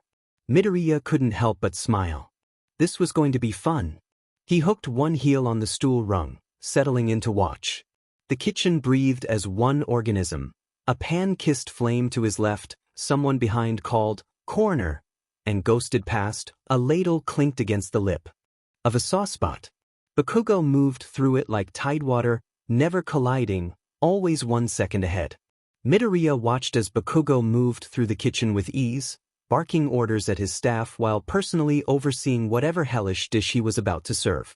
Midoriya wasn't stupid, he knew Bakugo wasn't about to go easy on him. But that was fine. If Bakugo wanted to test him, he'd take it head-on. A few minutes later, a steaming plate was set in front of him, something deep red, covered in peppers, the kind of spice that made his eyes water just from the aroma alone. Bakugo smirked, arms crossed. This is a special off-menu dish. Only for those who can handle it. Midoriya smirked right back. Only for those who can handle it, huh? Sounds dramatic. Bakugo snorted. We'll see how cocky you are after the first bite. Midoriya picked up his chopsticks, taking a piece of what looked like fire-kissed pork belly, coated in the deadly sauce. He didn't hesitate, popping it into his mouth and chewing. The heat hit almost immediately. It wasn't just spicy, it was layered, hitting in waves, slow and creeping, then bursting into full intensity. The first spark ignited on the tip of his tongue, rolled back, bloomed under his cheeks, warmth gathered in his chest like banked coals. But beneath all of that, the flavor was there, smoky, complex, good. Bakugo watched him like a hawk, clearly waiting for him to break. Midoriya swallowed, then reached for his drink not out of desperation, but because he wanted to, sipping calmly. Then, he set his cup down, met Bakugo's gaze, and said, "That's it." Bakugo's smirk faltered for half a second. "The hell do you mean, that's it?" Midoriya picked up another bite. "I thought you were supposed to challenge me." Bakugo scowled. "You cocky little..." Midoriya grinned, popping the next bite into his mouth. Bakugo clicked his tongue, then grinned sharp, dangerous, pleased. "Fine. You want to play it like that?" He turned to one of his sous chefs. "Make the extreme version." The sous chef hesitated. "Boss, that's..." "Do it." Midoriya swallowed his bite, eyes gleaming. "Now this I gotta see." The kitchen buzzed with energy. Even the dishwashers craned a little. The grill guy hid a smile. The air thickened with capsaicin and anticipation. A few of the chefs stole glances at them, clearly entertained. This wasn't just a meal anymore. It was a challenge. Midoriya thrived in challenges. 20 minutes later, a new dish was set in front of him, somehow redder, somehow angrier, practically steaming with heat. Bakugo leaned against the counter, arms crossed. "You eat this and don't tap out, I'll cover your bill." Midoriya smirked. "Deal." Then, without hesitation, he took the first bite. The entire kitchen went silent. The moment it hit his tongue, Midoriya knew this was different. It wasn't just hot, it was dangerous. The kind of spice that lingered, that seeped into your bloodstream, that made you question all your life choices. But Midoriya chewed, swallowed, took a sip of his drink, and didn't react. Bakugo's eye twitched. "No way." Midoriya grinned, his lips tingling from the heat. "Not bad." Bakugo stared at him. Then, after a long, loaded pause, he grinned. "You little sheet," he muttered. Midoriya laughed. "What? You thought I'd fold?" Bakugo scoffed, but there was something else in his expression now, something that wasn't just competition, something sharp and electric and undeniably interested. "Not bad, nerd," he said, tilting his head. "Guess you really can handle the heat." Midoriya smirked. "Told you." Bakugo leaned closer, voice low. "Then maybe I should make things hotter next time." Midoriya's breath caught. For a split second, he forgot about the spice on his tongue, forgot about the kitchen around them, forgot about everything except the way Bakugo was looking at him. And suddenly, this wasn't just a challenge anymore. This was something else. Something unspoken. Something they were both feeling. Midoriya chuckled, meeting his gaze head-on. I'd like to see you try. They stepped out of Dynamite, the cool night air a stark contrast to the lingering heat in Midoriya's mouth. The door swung shut behind them with a soft hydraulic sigh, cutting off the kitchen's hiss and clang. Streetlights stitched pale coins across the sidewalk. A distant bus rumbled through a green light. He let out a slow breath, stretching his arms behind his head as he turned toward Bakugo, who shoved his hands in his pockets, looking way too pleased with himself. You're still standing, Bakugo muttered. Midoriya smirked. Disappointed? Bakugo scoffed. More like impressed. Not that I'll say that twice. Midoriya chuckled, shaking his head. I'll take what I can get. They started walking, neither of them explicitly saying they were leaving together, but neither of them stopping either. Their strides fell into an easy rhythm, the city buzzing around them, but somehow, everything felt different, easier, more comfortable. A neon sign washed the pavement in cherry red. A storefront cat blinked from the other side of glass as they passed. Midoriya stole a glance at Bakugo, watching the way the streetlights cast sharp shadows across his face. He looked calm, not the usual sharp-edged, always-on-guard Bakugo, but this version. The one who had built something for himself, the one who had let Midoriya sit across from him all night without pushing him away. Midoriya smiled to himself. What? Bakugo asked, catching the look. Midoriya hummed. Nothing. Just thinking. Bakugo raised a brow. That's never a good sign. Midoriya laughed. I was just wondering, are we friends now? Bakugo stumbled for half a second before scowling. The hell kind of question is that? Midoriya grinned. A valid one. We've been talking all week, you dragged me into your restaurant just to burn my tongue off, and now we're casually walking home together. Sounds like friends to me. Bakugo clicked his tongue, looking away. You're annoying. Midoriya smirked. You still didn't answer the question. Bakugo let out a long sigh, like he was really debating his life choices. You really need me to spell it out, nerd? Midoriya hummed. It'd be nice to hear. Bakugo shot him a flat look, then exhaled sharply, stuffing his hands further into his pockets. But I guess you're not the worst company. Midoriya's grin widened. That almost sounded like a compliment. Bakugo glared. Don't push it. Midoriya laughed, nudging him slightly with his elbow. Fine. I'll take what I can get. They walked in silence for a moment before Bakugo spoke again, more gruffly this time. You gonna text me when you get home? Midoriya blinked, caught off guard. Huh. Bakugo scowled. I said, text me when you get home. Not trying to have you dropping dead on the way back. Midoriya smiled, something warm settling in his chest. Yeah. I will. Bakugo grumbled something under his breath, then added, and don't make it weird. Midoriya chuckled. No promises. And just like that, something unspoken settled between them. Not quite what they used to be. Not quite friends, but something on its way there. And honestly, Midoriya didn't mind one bit. Midoriya kept his word. The moment he stepped inside his apartment, he kicked off his shoes, flopped onto the couch, and pulled out his phone. The living room was a soft haze of streetlight through curtains. The air still held a whisper of Shoto's tea. Midoriya made it home in one piece. No tragic late-night accidents. Bakugo's reply was almost immediate. Bakugo, tea, good. Would have been a pain in the butt to deal with. Midoriya smirked. Midoriya, you sound so concerned. I'm touched. Bakugo, shut up. Midoriya chuckled to himself, tossing his phone onto his chest. He stared at the ceiling, still feeling the heat from Dynamite's food lingering on his tongue. But that wasn't the only thing lingering. Because now, Bakugo was in his head again. But not in the same way he had been in high school. Back then, Bakugo had been an obstacle, this loud, untouchable presence that seemed to exist in a world parallel to his own. Someone who was there but never his to reach. But now Bakugo was someone he talked to. Someone who texted back instantly, who challenged him, who met him halfway. Someone who, despite all logic, had kept showing up. Midoriya exhaled, running a hand through his hair. He was not going to overthink this. Not tonight. Before he could convince himself otherwise, he grabbed his phone again. Midoriya, so, when's the next challenge? This time, Bakugo took a little longer to reply. Bakugo, you free this weekend? Midoriya blinked. That was direct. Midoriya smirked. Midoriya, why, you asking me on a date? Bakugo, I will block your dumbass. Midoriya laughed, rolling onto his side.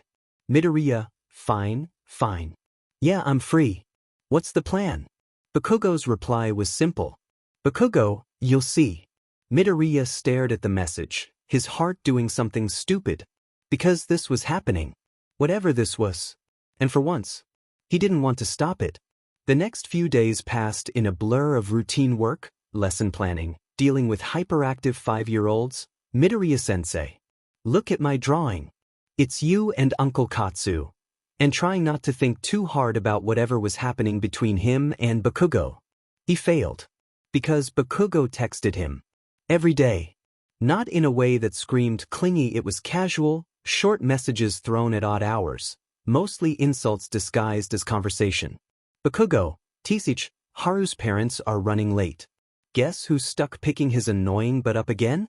Midoriya, you love it, don't lie. Bakugo, the hell I do. Midoriya, you just admitted you're picking him up, though. Bakugo, shut up. Midoriya, this one kid in my class told me today that spicy food is bad for your soul. Thoughts? Bakugo, that kid is an idiot. Midoriya, he's 5. Bakugo, and he's wrong. It was so easy to talk to him now. And that was what kept messing with Midoriya's head. Because this wasn't forced. It wasn't something he was pushing for or chasing. It just was. Which was so weird when he thought about what their relationship used to be. But now, Saturday had finally arrived, and Midoriya was standing outside his apartment, waiting for Bakugo to show up. Because, apparently, whatever they were doing today was Bakugo's idea. And honestly, Midoriya was curious as hell. His phone buzzed. Bakugo, I'm outside. Midoriya grabbed his jacket, locking the door behind him before heading downstairs. And there, leaning against his car, arms crossed, looking as effortlessly cool as ever, was Bakugo. Midoriya grinned. You look like you're about to drag me into something dangerous. Bakugo scoffed, pushing off the car. You wish. Midoriya raised a brow. So what's the plan? Bakugo smirked, opening the passenger door for him. You'll see. Midoriya hesitated. Then with a laugh, he climbed in. Because at this point, he had no doubt that wherever this day led, it was going to be interesting. Midoriya buckled in, stealing a glance at Bakugo as he slid into the driver's seat and started the car. The engine rumbled to life, and without a word, Bakugo pulled away from the curb, eyes on the road, hands firm on the wheel. The silence stretched for a beat, comfortable but charged with anticipation. Midoriya smirked. So, are you gonna tell me where we're going, or do I just have to hope I'm not being kidnapped? Bakugo scoffed. If I was kidnapping you, you wouldn't be sitting there smiling about it. Midoriya chuckled. You still didn't answer my question. Bakugo exhaled sharply but didn't look at him. It ain't a big deal. Just figured I'd take you somewhere you probably ain't been before. Midoriya hummed, intrigued. Interesting. A secret Bakugo spot? Bakugo rolled his eyes. It ain't secret, dumbass. Just something I don't go around telling people about. Midoriya's curiosity piqued even more at that. Because the Bakugo he used to know? The one from high school? He wasn't the kind of guy to take people anywhere, he wasn't the type to share parts of his life. But now, Bakugo was deliberately bringing him somewhere. And Midoriya was dying to know why. They drove for a while, leaving the busy part of the city behind, the streets getting quieter, the scenery changing. Billboards gave way to low warehouses, then a patchwork of practice fields and chain-link fences. Midoriya didn't recognize the area, but he stayed quiet, content to just watch Bakugo, his sharp focus on the road, the way his fingers tapped against the gear shift absent-mindedly. It was weird seeing him like this. Relaxed, in his element. Finally, after about 20 minutes, Bakugo pulled into a parking lot near what looked like a training facility, large open fields, an outdoor gym setup, even a small track. Midoriya blinked. A gym? Bakugo shut off the engine. Not just any gym. Midoriya raised a brow. Elaborate. Bakugo clicked his tongue but nodded toward the facility. Boxing gym. Midoriya blinked again. Wait, really? Bakugo finally looked at him, smirking. What? Thought you were the only one gettin' lessons. From that old BSRD? Midoriya stared. You know Toshinori? Bakugo scoffed. Course I do. Guy's a legend. Midoriya shook his head, stunned. I never knew you boxed. Bakugo shrugged. Didn't really get into it till after high school. Started as a way to keep my hands busy. But I like it. And I figured, he rolled his shoulders, since you're always running your mouth, maybe you should learn how to back it up. Midoriya's lips parted in surprise before a slow grin spread across his face. Bakugo. He leaned in slightly, voice playful. Did you just admit you want to spend more time with me? Bakugo scowled. Don't make it weird, nerd. Midoriya chuckled, stepping out of the car, his excitement very apparent now. Gravel crunched under his shoes, sun flashed on the chrome of the door. Oh, this is gonna be fun. Bakugo followed him toward the entrance, rolling his eyes. We'll see how much you're smilin' after I knock you on your butt. Midoriya smirked. I love a challenge. And as they stepped inside, something between them shifted. Not just old classmates. Not just two people who had history. But something new. Something neither of them were backing down from. The gym smelled like sweat and iron, the rhythmic sound of gloves hitting punching bags filling the space. It wasn't one of those trendy, high-end places, it was a real fighter's gym, the kind where people came to train, not just show off. Tape ripped, a jump rope flicked the mat in steady tempo. The air was thick with effort, the atmosphere buzzing with focus and grit. And Bakugo fit right in. Midoriya watched as he led the way inside, exchanging nods with a few of the trainers before heading toward an open mat near the back. Bakugo moved with ease, like he belonged here. And honestly, it suited him. Midoriya grinned as he followed, stretching out his arms. So what? You bring all your friends here to punch them? Bakugo scoffed. You ain't my friend, nerd. Midoriya laughed. Oh, so I'm special then? Bakugo rolled his eyes. You're something, that's for Diamond sure. Midoriya hummed. I'll take that as a compliment. Bakugo didn't argue, just tossed a pair of gloves at him. Put those on. Let's see if you actually learned anything from the old man.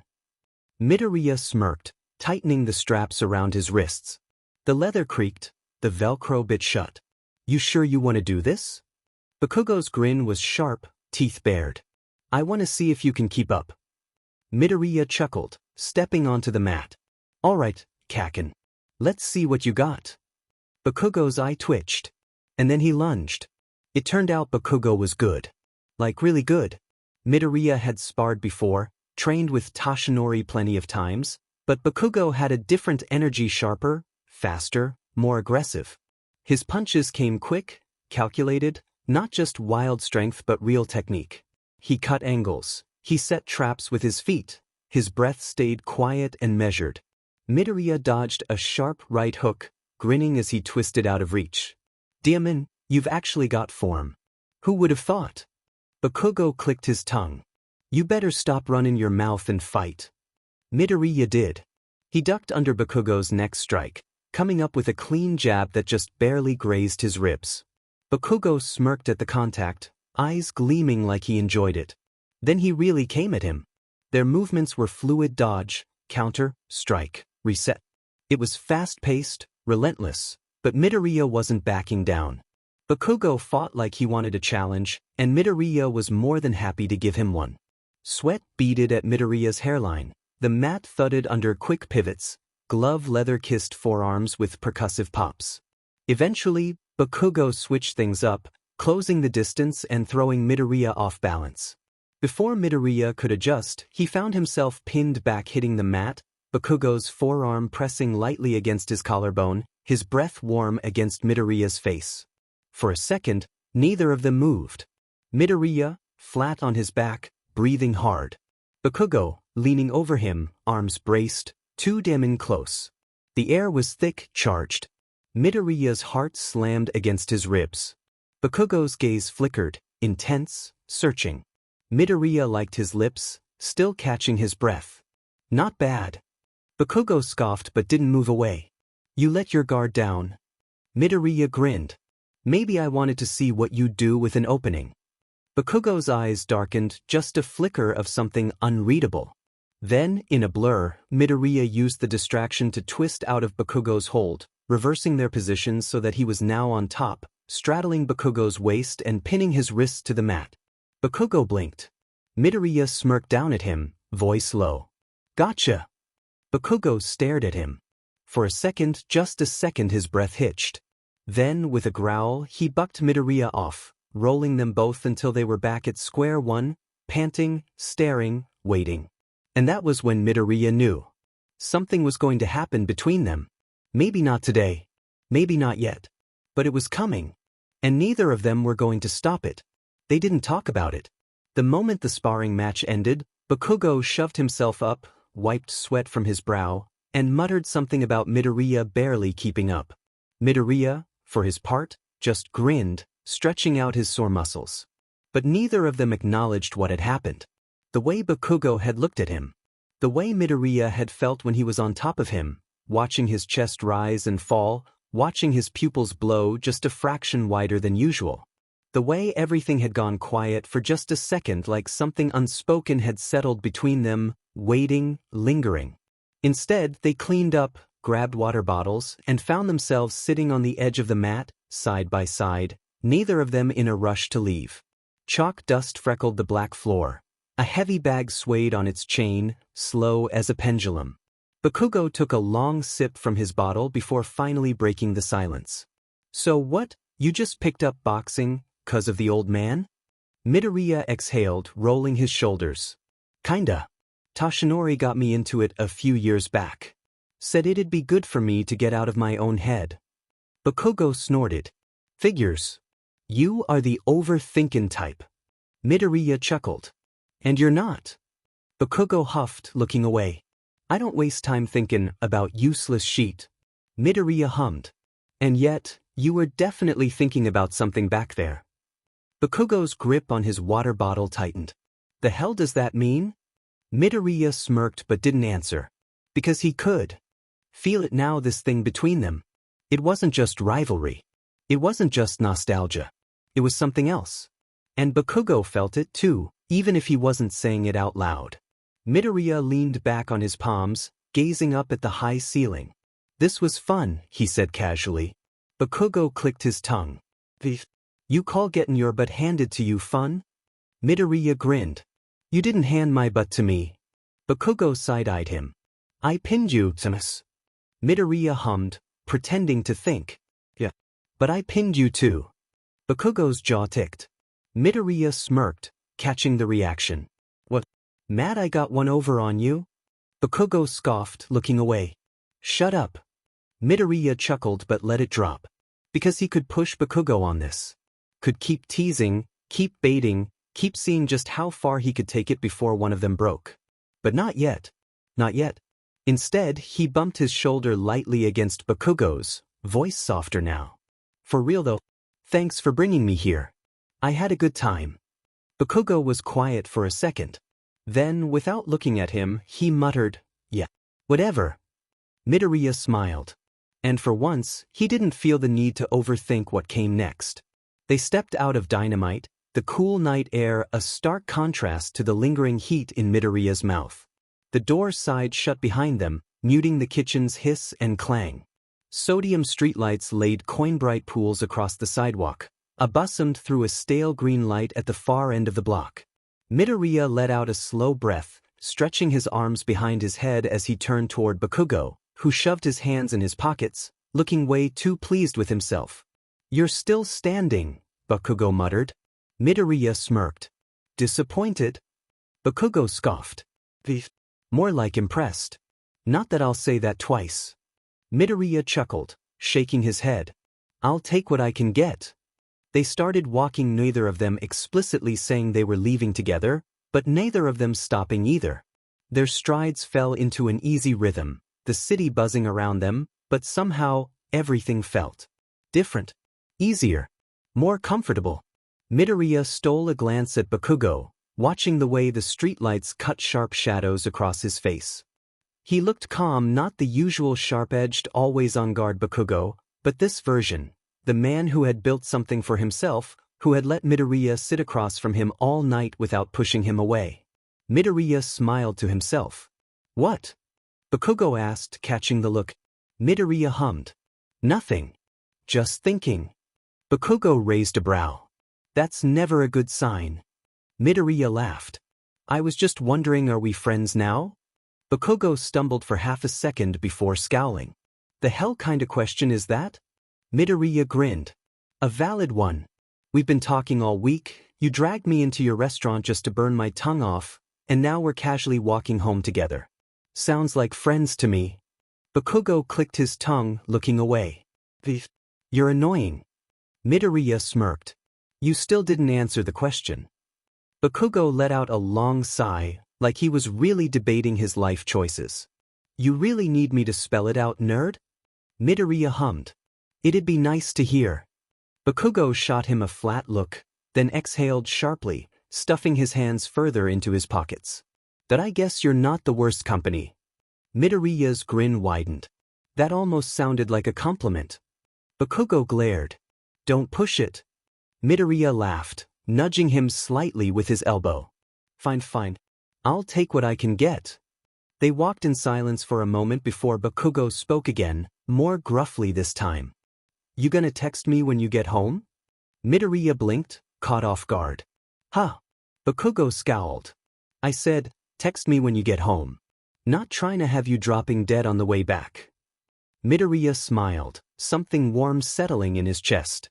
"Yeah, I will." Bakugo grumbled something under his breath, then added, "And don't make it weird." Midoriya chuckled. "No promises." And just like that, something unspoken settled between them. Not quite what they used to be. Not quite friends, but something on its way there. And honestly, Midoriya didn't mind one bit. Midoriya kept his word. The moment he stepped inside his apartment, he kicked off his shoes, flopped onto the couch, and pulled out his phone. Midoriya made it home in one piece. No tragic late-night accidents. Bakugo's reply was almost immediate. "Bakugo, good. Would have been a pain in the butt to deal with." Midoriya smirked. "Midoriya, you sound so concerned."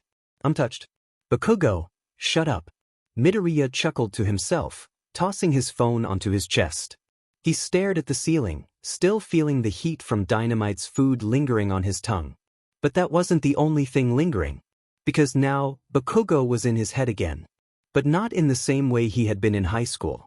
Back then, Bakugo had been an obstacle, this loud, untouchable presence that seemed to exist in a world parallel to his own. Someone who was there but never his to reach. But now Bakugo was someone he talked to. Someone who texted back instantly, who challenged him, who met him halfway. Someone who, despite all logic, had kept showing up. Midoriya exhaled, running a hand through his hair. He was not going to overthink this. Not tonight. Before he could convince himself otherwise, he grabbed his phone again. "Midoriya, so, when's the next challenge?" This time, Bakugo took a little longer to reply. "Bakugo, you free this weekend?" Midoriya blinked. That was direct. Midoriya smirked. "Midoriya, why, you asking me on a date?" "Bakugo, I will block your dumbass." Midoriya laughed, rolling onto his side. "Midoriya, fine. Yeah, I'm free. What's the plan?" Bakugo's reply was simple. "Bakugo, you'll see." Midoriya stared at the message, his heart doing something stupid. Because this was happening. Whatever this was. And for once, he didn't want to stop it. The next few days passed in a blur of routine work, lesson planning, dealing with hyperactive 5-year-olds. "Midoriya-sensei. Look at my drawing. It's you and Uncle Katsu." And trying not to think too hard about whatever was happening between him and Bakugo. He failed. Because Bakugo texted him. Every day. Not in a way that screamed clingy, it was casual, short messages thrown at odd hours, mostly insults disguised as conversation. "Bakugo, Tisich, Haru's parents are running late. Guess who's stuck picking his annoying butt up again? Midoriya, you love it, don't lie. Bakugo, the hell I do. Midoriya, you just admitted. You're picking him up though. Bakugo, shut up. Midoriya, this one kid in my class told me today that spicy food is bad for your soul. Thoughts? Bakugo, that kid is an idiot. Midoriya, he's 5. Bakugo, and he's wrong. It was so easy to talk to him now. And that was what kept messing with Midoriya's head. Because this wasn't forced. It wasn't something he was pushing for or chasing. It just was. Which was so weird when he thought about what their relationship used to be. But now, Saturday had finally arrived, and Midoriya was standing outside his apartment, waiting for Bakugo to show up. Because, apparently, whatever they were doing today was Bakugo's idea.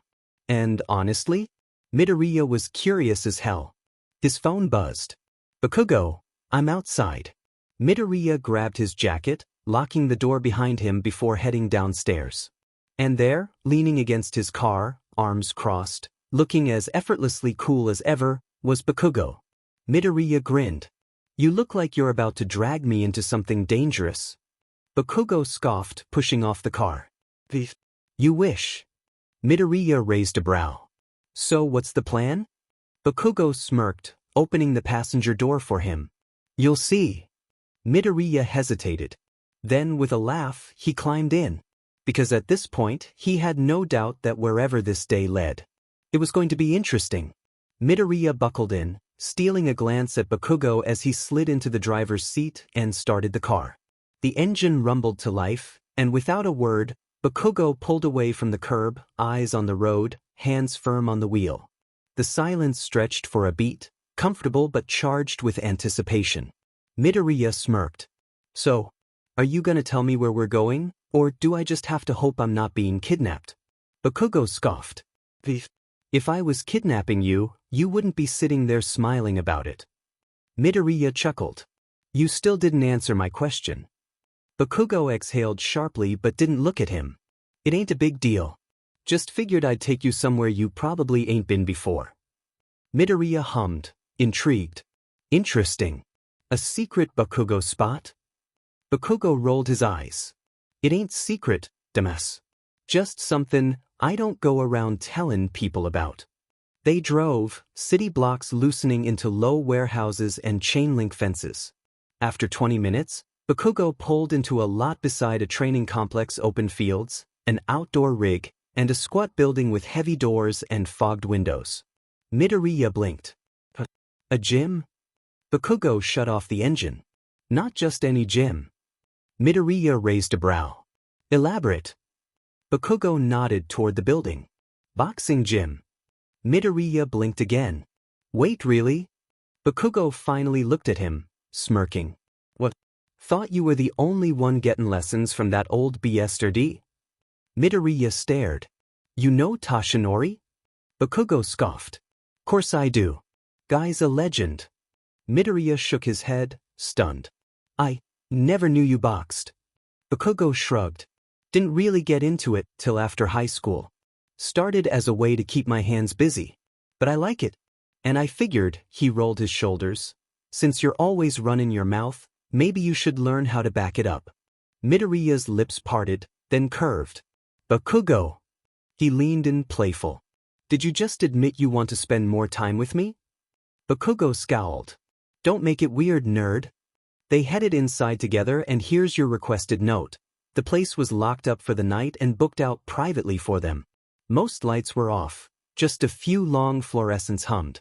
A manager gave Bakugo a nod from the office window and left them the space. It was a private, after-hours gym, no crowd, no class, no interruptions. The gym smelled like iron and canvas and the ghost of chalk. Tape ripped in the quiet, a bag swayed once and settled. Bakugo fit in here like the kitchen economy of motion, purpose in every step. Midoriya grinned as he followed. So what? You bring all your friends here to punch them? Bakugo scoffed. You ain't my friend, nerd. Midoriya laughed. Oh, so I'm special then? Bakugo rolled his eyes. You're something, that's for Diamond sure. Put those on. he added, tossing gloves. Let's see if you actually learned anything from the old man. All right, Kakin. Let's see what you got. Bakugo's eye twitched. And then he lunged. It turned out Bakugo was good. Fast, sharp, precise. Midoriya answered in kind. Dodge, counter, angle, reset. Their bodies found a rhythm, breath and footwork threading the same beat. Sweat slicked their temples. The mat thudded under quick pivots. A feint. A catch. Midoriya's back hit the canvas with a thud, Bakugo's forearm braced, their legs a knot of leverage and balance. The gym was silent except for their breathing. Bakugo didn't move. His eyes flicked from Midoriya's mouth to his eyes and back again, something raw and unguarded brightening, then holding. Midoriya swallowed, pulse galloping. This was the moment. Bakugo moved. Not a punch. Not a shove. His weight shifted closer, heat and intent and the softest tilt. And Bakugo's lips were on his. For a half-second, they both went still. Shock, recognition, then the rush after the break. Midoriya fisted Bakugo's shirt and rolled them, the kiss deepening hot, headlong, years of static finally sparking. Bakugo answered with a low, helpless sound, hands anchoring at Midoriya's waist. Midoriya's laugh frayed into something breathless when Bakugo tugged his hair just enough to steal air. Cocky little sheet, Bakugo muttered against his lips, rough and wrecked. You planned this, didn't you? Maybe I just knew you'd crack first. The heat in Bakugo's eyes said the rest. Another roll, another pin, a knee easing between thighs, a gasp neither of them hid. And the two of them stopped pretending not to want what they wanted. From here, I'll keep it tasteful. In the privacy of the closed gym, they let the moment run its course, hungry kisses, whispered barbs that blurred to laughter, a give and take as competitive as any spar and far more tender in the quiet beats between. They checked in, they chose yes, and they didn't rush the answer. When it was over, the only sound was their breathing and the slow swing of a heavy bag somewhere in the dark. Bakugo huffed a laugh against Midoriya's shoulder. Told you I was in charge, nerd.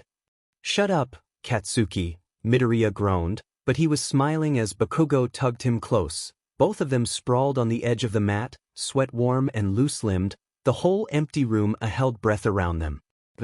Bakugo moved. His mouth crashed into Midoriya's again, his hands gripping his wrists tight, possessive, unrelenting. The kiss was desperate, hungry, brutal. Midoriya groaned, twisting beneath him, trying to push back, to take control again, but Bakugo wasn't letting him. Not this time, nerd. His grip tightened, his knee pressing up between Midoriya's thighs, rubbing just right, just enough to make Midoriya's breath stutter, his fingers flexing against Bakugo's hold. Bakugo felt it. The way Midoriya's body tensed beneath him, the way his hips tilted into the pressure, instinctive, needy, uncontrollable. And it was perfect. Bakugo smirked, breathless, wrecked, dragging his mouth along Midoriya's jaw, his throat, biting down just enough to make him squirm. You're so impatient, Bakugo murmured, his voice rough, teasing, smug as hell. Always acting like you've got control when really, you're just waiting for someone to take it from you. Midoriya gasped as Bakugo's teeth scraped against his skin, as he moved lower, as his hands finally released their grip only to slide under Midoriya's shirt, dragging the fabric up, mapping his body with rough, calloused fingers. You talk too much, Midoriya muttered, but his voice was shaking, his body already responding, his breath coming in fast, uneven pants. Bakugo grinned. Then shut me up. Midoriya did, yanking Bakugo back to him, rolling his hips up in a way that made Bakugo groan, deep and guttural, his grip on Midoriya's waist tightening. Bakugo bit back a curse, burying his face in Midoriya's neck, his nails digging into his skin, grounding himself as Midoriya rocked against him again. And then, something snapped. In a blur of movement, Bakugo was tearing at Midoriya's clothes, dragging his own shirt over his head, pressing their bare skin together, burning with heat and need. Midoriya's fingers dug into Bakugo's back, his nails raking down his spine, pulling him closer, pulling him deeper, until there was nothing between them. And they couldn't stop. They didn't want to. Hands roaming, mouths colliding, hips grinding together in a messy, desperate rhythm. Too fast, too much, too perfect. Bakugo growled, breathless, lost, his forehead pressed to Midoriya's, his hands gripping his hips, forcing him to stay still, to stop moving before he completely lost his mind. "You're gonna if he kill me," he muttered. Midoriya laughed, wrecked, breathless, needy. "Then stop holding back." Bakugo's eyes darkened. And then he flipped Midoriya over. Determined. Midoriya barely had time to react before Bakugo's hands were on him again, gripping his hips, pulling him up onto his elbows, his breath hot against the back of his neck. "You want this?" Bakugo asked, his voice low, rough, barely holding back. Midoriya shuddered, nodding, already pushing back against him. "If you say it." Midoriya's fingers curled into the mat, his breath ragged. "I want you, Katsuki." Bakugo cursed under his breath, his grip tightening, his chest pressing against Midoriya's back, his lips brushing against his ear. "Good," he murmured, voice thick, full of something raw, something unbreakable. "Because I'm never letting you go." And then he claimed him. And Midoriya? He let him. Because this was inevitable. And they both knew it. Midoriya barely had time to breathe before Bakugo's hands tightened on his hips, strong, unrelenting, holding him exactly where he wanted him. His breath was hot against the back of Midoriya's neck, his body solid, burning, overwhelming in the best possible way. "You sure about this, nerd?" Bakugo's voice was low, rough, wrecked with hunger, his fingers digging into Midoriya's skin, barely holding himself back. Midoriya shivered, his hands clenching into the gym mat, his body already aching, needing more. "Yeah," he whispered, voice breathless. "I want this, I want you." That was all Bakugo needed. He pressed a slow, open-mouthed kiss to Midoriya's shoulder, teasing, testing, grounding himself in the moment. His hands slid up Midoriya's back, tracing along his spine before moving lower, squeezing, spreading him open, making him gasp. "Relax," Bakugo muttered against his skin, his voice softer now, but still thick with promise. Midoriya tried, he really did. But then Bakugo touched him right there, slow, deliberate, his fingers slick, easing inside, stretching him open. Midoriya's breath stuttered, his back arching, his thighs trembling. "Katsuki." Bakugo grinned against his skin, his fingers working him open, careful but firm, making sure Midoriya felt everything. "You sound good when you say my name like that," he muttered, his own voice shaking, his restraint fraying. Midoriya could only whimper, push back against his touch, wanting more, needing more. "Please," he breathed. Bakugo cursed under his breath, his grip tightening on Midoriya's hips. "You're killing me," he growled, withdrawing his fingers, lining himself up instead, pressing in just enough for Midoriya to feel it. And then he pushed inside, slow, deep, stretching him completely, claiming him inch by inch. Midoriya choked on a gasp, his body tensing for half a second before heat-pure, unbearable heat flooded through him. "God, you're tight," Bakugo muttered, his breath ragged, his hands gripping Midoriya's hips hard enough to bruise. Midoriya whimpered, fingers effing into the mat, his thighs trembling as Bakugo filled him completely. "Move," he gasped, voice wrecked raw. "Katsuki." Bakugo groaned, pulling out halfway before snapping his hips forward, deeper this time, sharper. Midoriya cried out, his back arching, pleasure shooting straight through his spine. Bakugo gritted out, finding a rhythm, slow, deep moves at first, making sure Midoriya felt every inch of him, felt just how much he was being stretched, being taken. Midoriya was falling apart.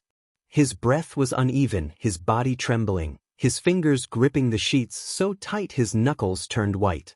"Katsuki," he gasped again, his voice breaking, his hips rocking back, desperate for more. And Bakugo? He gave it to him. His pace picked up, harder, rougher, each move sending sharp jolts of pleasure through them both. "You like this, nerd?" he muttered against Midoriya's shoulder, biting down, marking him. "You like it when you like this?" Midoriya ummed loud, shameless, wrecked. Bakugo groaned in response, his hands gripping Midoriya even tighter, pushing him down into the mattress, effing into him harder, deeper, chasing the edge that was creeping up on them both. Midoriya was a mess beneath him, gasping, shaking, completely at Bakugo's mercy. "You're mine," Bakugo growled, slamming into him, hitting that spot that made Midoriya shudder, cry out, his body tightening around him.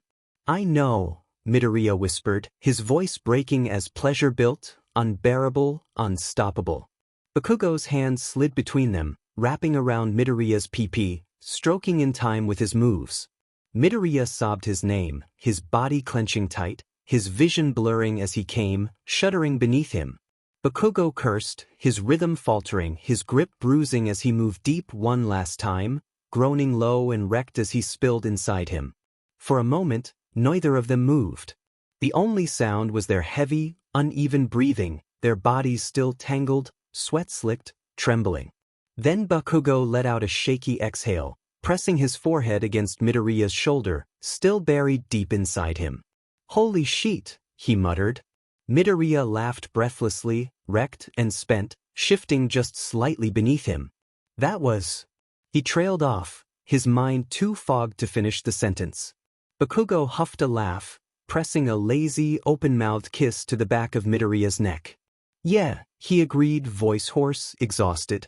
Midoriya turned his head slightly, his gaze soft, something unspoken lingering between them. Bakugo smirked. "Told you I was in charge, nerd." Midoriya groaned, shoving him weakly. "Shut up, Katsuki." Bakugo chuckled, rolling them onto their sides, pulling Midoriya back against his chest, their bodies still flushed together. Not a chance. And God's Midoriya wouldn't have it any other way. The gym was silent except for their slowing breaths, the cool air a stark contrast to the heat still lingering between them. The long fluorescent strips hummed softly overhead, a pale glow skimming across scuffed canvas and coiled jump ropes. Beyond the front desk, the glass door was locked and dark. A hand-lettered sign closed for private session hung crooked in the pane. No music, no chatter, no clatter of mitts, just the hush of an after-hours, booked-out space that held their secret like a sealed vault. Midoriya lay flat on his back on the mat, staring at the ceiling. Sweat cooled in thin rivers along his ribs. His skin still tingled where hands had mapped it. His heartbeat, high and wild a minute ago, stuttered its way back down toward normal. Beside him, Bakugo exhaled sharply, running a hand through very disheveled hair. His shirt was still somewhere across the diamond gym, and his body was glowing with sweat, muscles tensed like he still hadn't fully processed what the F had just happened. The faint sway of a heavy bag ticked lightly on its chain like a metronome in the quiet. Midoriya swallowed. Because seriously, how the hell did they end up here? They were supposed to be sparring. They were supposed to be fighting. And then somehow one challenge led to another, and now Midoriya was lying on a gym mat after what was without a doubt the best SEC of his life. He could still feel the echo of it in his legs, the tremor in his lungs, the electricity threading slow through the spaces between each breath. Midoriya blinked, still staring at the ceiling. "Huh?" Bakugo turned his head toward him, scowling. "The hell does huh mean?" Midoriya turned his head too, meeting Bakugo's gaze. His face was flushed, his jaw tight, his chest still rising and falling like he was trying really hard to play this off like it was nothing. It wasn't nothing. Not even close. Midoriya smirked. "Just wasn't expecting to end up here tonight." Bakugo scoffed. "You were the one pushing it." Midoriya chuckled. "Oh, so it's my fault now?" Bakugo grumbled, looking away. Midoriya grinned, rolling onto his side, propping himself up on his elbow. "Admit it," he teased, voice lower now. "You wanted this." Bakugo's jaw tightened. "Shut up." Midoriya leaned in slightly. "Kaken." Bakugo turned back fast, glaring. "Don't." Midoriya smirked, eyes half-lidded. "You liked it?" Bakugo stared at him, eyes flickering between his lips, his bare chest, his too satisfied expression. Then before Midoriya could even react, Bakugo grabbed the back of his neck, yanked him in, and kissed him again. It was rough. It was frustrated. It was so undeniably Bakugo. When they finally pulled apart, their breathing heavy again, Midoriya liked his lips. "Not denying it, I see." Bakugo scowled. "I hate you." Midoriya just laughed because if this was what Bakugo's version of hate felt like, then Midoriya was definitely looking forward to more of it. It started without them ever actually saying it. No big conversation. No dramatic confession. One night turned into another, then another. They'd spar at the gym, and sometimes it would end with bruised knuckles and sweat-slicked bodies. Other times, it would end with Midoriya pressed against the wall of the locker room, Bakugo's hands gripping his hips like he owned him. The echo of the tiled corridor, the thrum of distant plumbing, the cool bite of metal lockers, each time a different setting inside the same private cocoon. Somewhere along the way, Bakugo started staying over. And neither of them questioned it. The first time it happened, Midoriya had simply fallen asleep first. That was it. They'd showered, grabbed food, and the next thing he knew, he was waking up to the weight of Bakugo's arm draped over his waist, his face buried against Midoriya's shoulder. Morning light pooled on the duvet. The apartment smelled faintly of soap and sesame. Midoriya did not move. Because the second he did, Bakugo would wake up, realize, and probably explode out of the bed in an attempt to act like it never happened. But Bakugo didn't leave. And after that, it just kept happening. Now, Midoriya found himself leaning into it. So, Midoriya said, swinging their hands as they walked down the street, "You still refuse to call this a date?" Bakugo scowled. "The hell are you talking about? We're just getting food." Midoriya smirked. "At a restaurant where we have reservations, and where you specifically told me to dress nice." Bakugo clicked his tongue, glaring at him from the corner of his eye. "It ain't a big deal, nerd." Midoriya grinned. "So it is a date." Bakugo grumbled something unintelligible under his breath. Midoriya chuckled, squeezing his hand. Bakugo didn't pull away. Another time, they were at Midoriya's apartment, watching some random action movie that Bakugo claimed was the best cinematic masterpiece ever made. Midoriya wasn't paying attention, because Bakugo was laying on him. Not next to him. Not near him. But on him. Sprawled across Midoriya's chest, one arm tucked under his head, fully relaxed. The soundtrack rattled the coffee table. The city glowed through the curtains like a second television. Bakugo's weight was warm, heavy, right? Midoriya wasn't sure when this started happening, but now, every time they stayed in, Bakugo somehow ended up like this. The first time, Midoriya had made the mistake of mentioning it. "Wow, Kaken, you're really cuddly. Shut the hell up before I kill you." But he didn't move. And now? Now, Midoriya ran his fingers lazily through Bakugo's hair, grinning to himself as he felt Bakugo melt under the touch. Bakugo made a low noise, shifting slightly. "That you're smirking?" Midoriya chuckled. "I'm just enjoying my not-boyfriend using me as a pillow." Bakugo grumbled against his chest. "Shut up, nerd." Midoriya laughed. Then, one morning, Midoriya woke up to find Bakugo cooking in his kitchen. Shirtless. Hair still messy from sleep. Looking so stupidly domestic that Midoriya had to physically stop himself from saying something sappy about it. Bacon snapped in the pan, steam curled off the kettle, sunlight painted a bright stripe across Bakugo's shoulder blade. Instead, he leaned against the doorway, arms crossed, watching. "Didn't realize I'd hired a live-in chef." Bakugo didn't even turn around. "You eat like a goddamn child. Someone's gotta make sure you don't starve." Midoriya smirked. "So, what I'm hearing is, you care about me." Bakugo froze for half a second. Then, without turning around, "Eat your fucking breakfast, does?" Midoriya grinned. It wasn't normal. It wasn't perfect. But it was them. And honestly, Midoriya wouldn't have it any other way. Midoriya sat across from Shoto at their kitchen table, lazily stirring a cup of tea. Bakugo had left early that morning, muttering something about deliveries at Dynamite and grumbling about Midoriya being a clingy nerd when he had the audacity to try and kiss him goodbye. Now, it was just him and Shoto, the rare quiet moment between them settling in comfortably. The clock ticked, the radiator clicked, outside, a bus hissed and moved on. Shoto took a sip of his own tea before setting the cup down, studying Midoriya carefully. Midoriya blinked. "What?" Shoto exhaled. "Are you happy?" Midoriya tilted his head. "Huh." Shoto leaned back in his chair, expression calm but unwavering.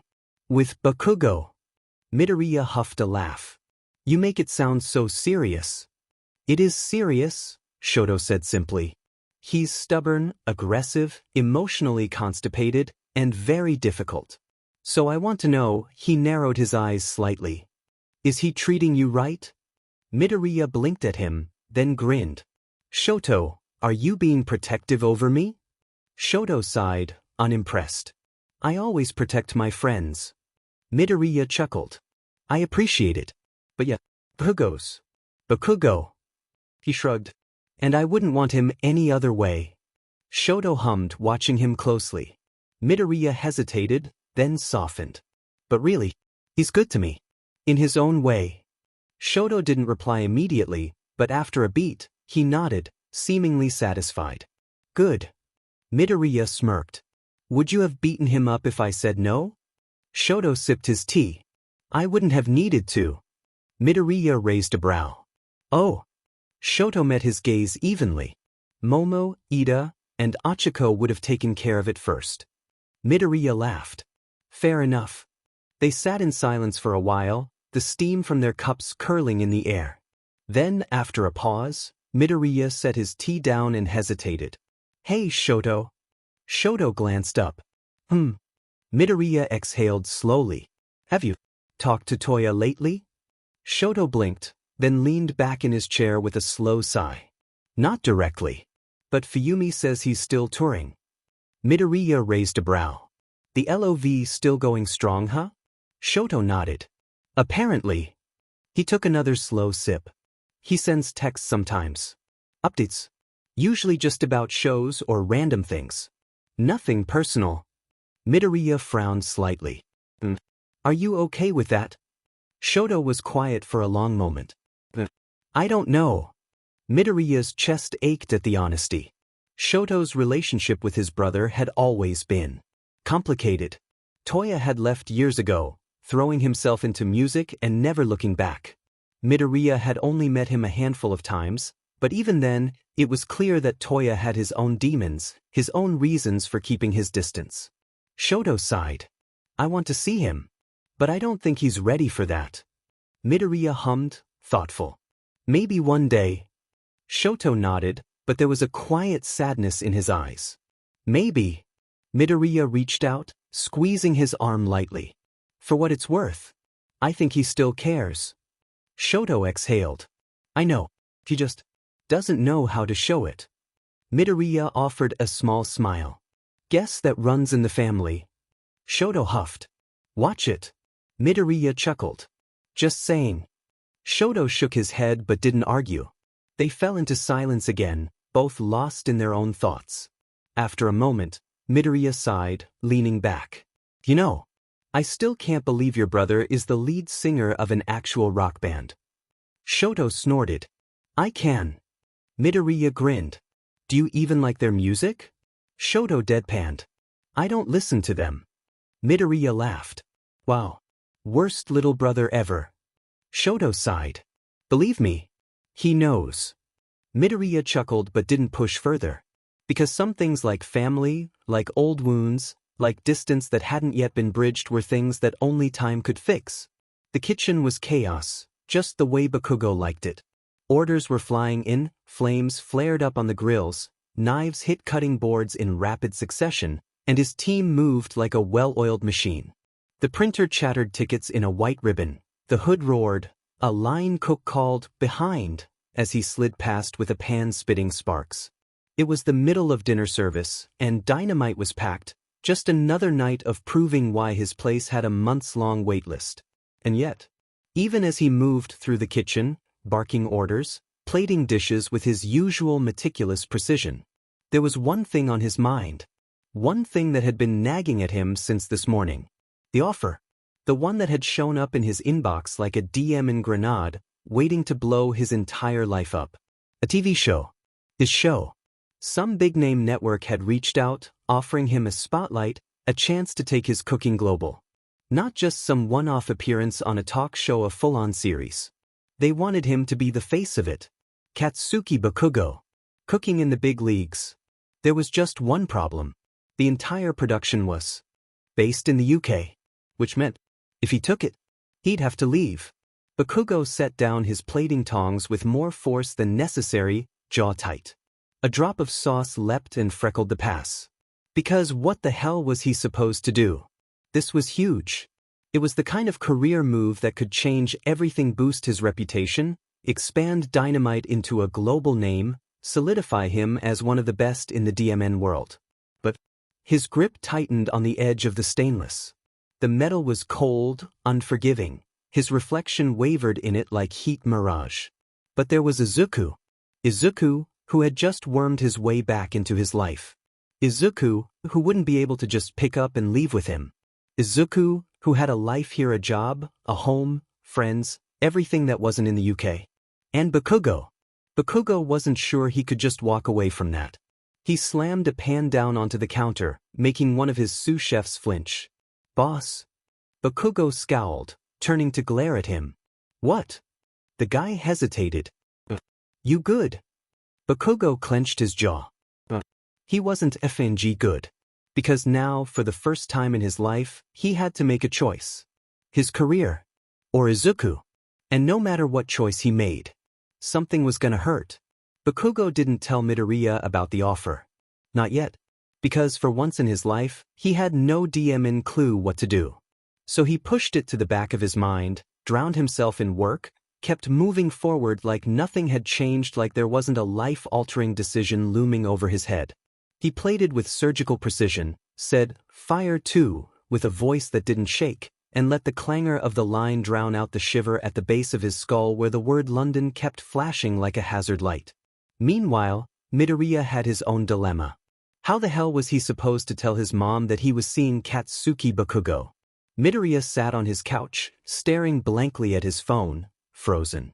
The screen glow washed his face a soft blue, the room around him, shoes by the door, a plant leaning toward the window, a stack of graded drawings blurred into quiet background. His thumb hovered over her contact, the weight of so many conversations he had avoided pressing down on him. Because sure, he and Bakugo had been dancing around this for a while, never outright calling it what it was, but at this point, it was real. They were together. Bakugo practically lived at his place half the time. They spent their weekends at the gym, their nights tangled in each other's arms, their mornings with Bakugo making him breakfast while pretending he wasn't enjoying it. It was serious. And his mom had no idea. Midoriya let out a long-suffering sigh, dragging his hands down his face. The couch springs creaked in sympathy. Telling her he was dating a guy wasn't the issue. Toshinori had known for years, and Midoriya was 99% sure his mom suspected. He just never had to say it out loud. But Bakugo? Telling her he was dating his childhood rival? The kid who used to torment him? The one she still had complicated feelings about, even after all these years? That was gonna be a conversation. Midoriya groaned, flopping back against the couch. He needed a plan. A gentle approach. Something that wouldn't make her immediately panic. Because if he just blurted it out. The front door swung open. Midoriya jerked upright just as Bakugo stepped inside, tossing his keys onto the counter like he owned the place. The keys hit wood with a familiar clack, the domestic kind that said, "I'm home." Midoriya blinked. "Hi." Bakugo scowled, kicking off his shoes. "Why the hell are you sitting there looking like you just had a midlife crisis?" Midoriya groaned, rubbing his temples. "Because I did." Bakugo snorted, making his way to the kitchen. Figures. Midoriya watched as Bakugo opened the fridge, grabbing a bottle of water like it was his apartment, his kitchen, like this was normal, like they hadn't blurred every diamond line between them at this point. The cap cracked, the bottle hissed. And for some stupid reason, Midoriya found himself smiling. Because this was normal. They were normal. And maybe, just maybe, telling his mom wouldn't be as terrifying as he thought. Or maybe it would be an absolute disaster. Either way, it was happening.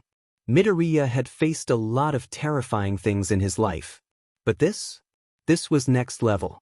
Sitting in his mom's apartment, fingers tightly laced together in his lap, waiting for Bakugo to show up. He was stressed. Across from him, Inko smiled warmly, setting down a plate of tea and snacks. The steam curled like question marks from the cups. Izuku, honey, you're so tense. You're making me nervous. Midoriya let out a forced laugh. What? I'm fine. Inko raised a brow. Midoriya groaned, slumping in his seat. Because he wasn't fine. This could go so many ways. He'd spent the past week trying to figure out how to tell her. And finally, after many mental breakdowns, he'd just done it. Mom, I'm dating someone. I want you to meet him. And now here they were. Just as Midoriya was about to spiral again, there was a sharp knock at the door. He froze. Inko blinked. Oh, that must be him. Midoriya swallowed hard, shooting to his feet. Yeah, let me just he practically stumbled to the door, bracing himself before opening it. And there stood Bakugo. Wearing nice clothes, not fancy, but put together. Hair only slightly less messy than usual. Hands shoved in his pockets. Looking beyond uncomfortable. Midoriya exhaled. Hey. Bakugo scowled. Hey. For a second they just stood there. Then before Bakugo could run, Midoriya grabbed his wrist and pulled him inside. Inko smiled as they stepped into the living room. Oh, Katsuki. It's been a long time. Bakugo froze like a deer in headlights. Midoriya winced. Because, they hadn't exactly ended on the best terms growing up. Bakugo cleared his throat, awkwardly bowing. It has. Inko beamed, but there was a look in her eyes like she was assessing him, like she was trying to figure out why he was the one Midoriya had chosen. Then she turned to Midoriya. Sweetheart, she said sweetly. Why didn't you tell me you were bringing home an old friend? Midoriya grimaced. It's about that. Inko tilted her head. Midoriya took a deep breath. Then, quickly before he could back out. Mom, we're dating. Silence. The air went thick. Bakugo tensed beside him. Inko's expression did not change. Midoriya braced for impact. Oh. Midoriya blinked. Oh. Inko smiled, genuine, warm, but with something unreadable behind. Well, she said, voice way too calm, I suppose that explains why you look so nervous. Midoriya stared. Bakugo stared. Then, finally, Inko sighed, softly shaking her head. I'll be honest, she admitted. I was surprised when I heard you two still kept in touch. Bakugo's jaw tightened. Inko gave him a knowing look. You weren't always kind to my Izuku. Midoriya's stomach twisted. Before he could say anything, Bakugo straightened. I know, he said, voice low, steady. And I don't expect you to forget that. Inko studied him for a moment. Then, to Midoriya's absolute shock, she smiled. But, she continued, I also know my son wouldn't bring someone into his life if he didn't trust them. Bakugo's eyes flickered. Midoriya let out a slow breath. Then, Inko gestured toward the table. Well then, I hope you're hungry, Katsuki. I made plenty of food. Bakugo blinked, clearly thrown off by the sudden change in tone. Yeah. He hesitated, then, stiffly, thanks, Mim. Inko giggled. Oh please. Just call me Inko. Midoriya exhaled. Because somehow, this wasn't a disaster. And maybe, just maybe, everything was gonna be okay. Dinner had gone shockingly well.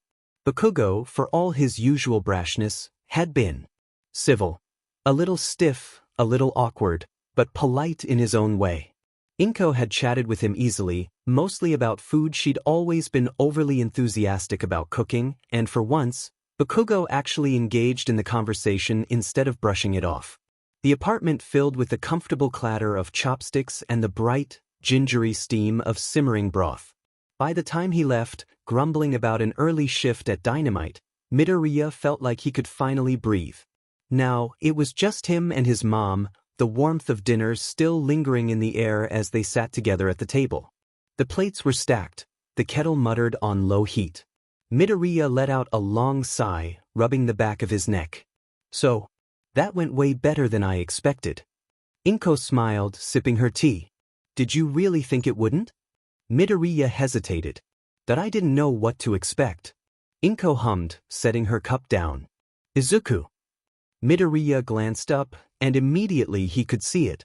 The way she was watching him, carefully, knowingly, like she'd been waiting for this conversation.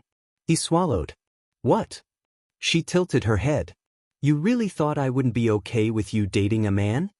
Midoriya shifted in his seat, suddenly feeling stupid. I mean, I never thought you'd be mad, he admitted. But I guess.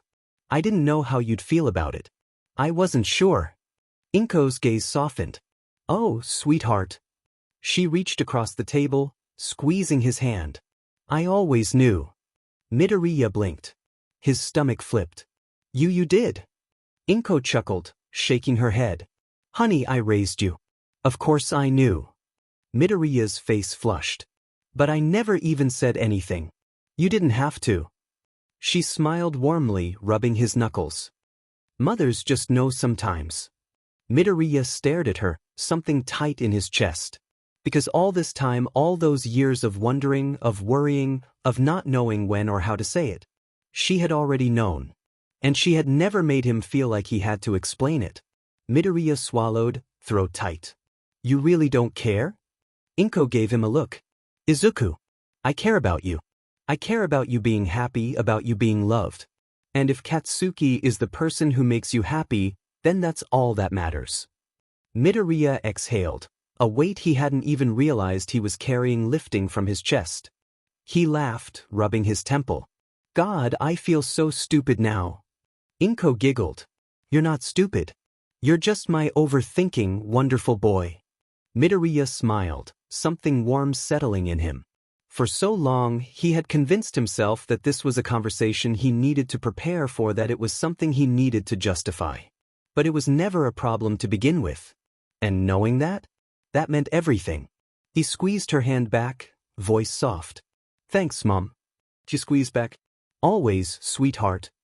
The bar was buzzing with life-low music, clinking glasses, the comfortable hum of conversation filling the space. Warm bulbs strung across the ceiling threw amber halos over bottles and brass. The booth leather was cracked just enough to be beloved. Midoriya loved nights like this. Him, Bakugo, and all their friends just relaxing, drinking, laughing like no time had passed at all. Tonight, it was the whole gang: Kirishima, Mina, Shiro, Denki, Achiko, Ida, and even Shoto, who had been dragged along but didn't seem to mind. They had their usual spot in the corner, a round booth big enough to fit them all, drinks already lined up on the table. Midoriya took a sip of his beer, content, watching as Kirishima and Mina were in the middle of some ridiculous retelling of an old high school memory. So then, Mina said, laughing into her drink, Katsuki screamed so loud the entire dorm thought we were under attack. The hell I did. Bakugo slammed his drink down, eyes blazing. Shiro grinned. Dude, you totally did. Denki smirked. It was legendary. Bakugo growled, looking like he was seconds away from throwing his glass at someone. Midoriya chuckled, nudging him.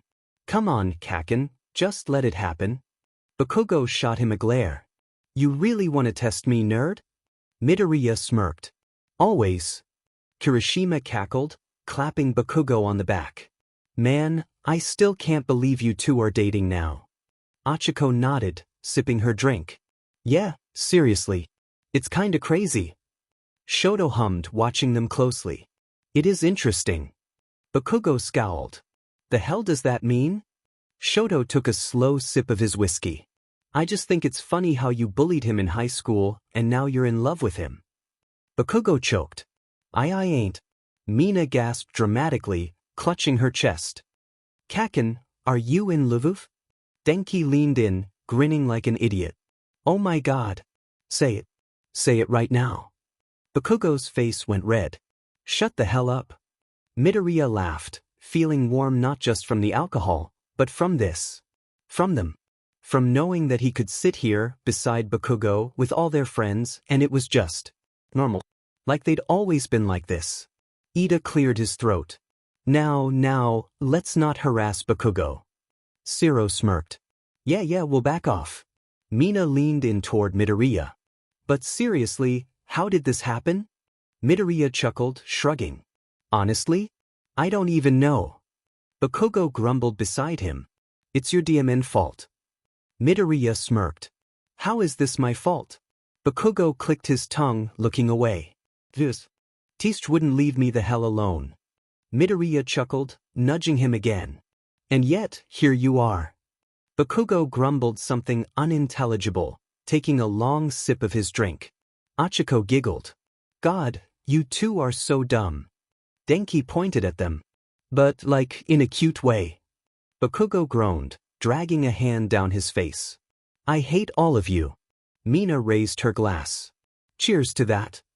Everyone laughed, clinking their glasses together, the sound ringing through the air. And Midoriya just smiled.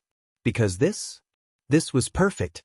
The night stretched on, drinks flowing, conversation getting louder, the energy buzzing between them. Fries cooled in baskets. Someone fed the jukebox. The bartender wiped the same spot into a mirror. At some point, Bakugo had thrown an arm around Midoriya's shoulders, not dramatically, not even consciously, just there, resting against him like it was normal. And maybe it was now. Midoriya had stopped questioning the little things, the way Bakugo's fingers brushed against his when he wasn't paying attention, the way he leaned into Midoriya just slightly when they sat together, the way his eyes softened when he thought no one was looking. Midoriya had stopped questioning it. Because he already knew. He knew what this was. What it meant. And maybe it was time to stop pretending he didn't. The night wound down, friends slowly peeling off one by one. Ida was the first to leave, dragging a very tipsy Achiko with him. Denki and Shiro left together, still giggling about whatever dumb thing they'd been whispering about for the last hour. Kirishima clapped Bakugo on the back, saying something about, "Proud of you, bro," before heading out. Shoto gave them a long, unreadable look before leaving too. And then, it was just them. Bakugo leaned back against the booth, exhaling deeply, his drink long forgotten.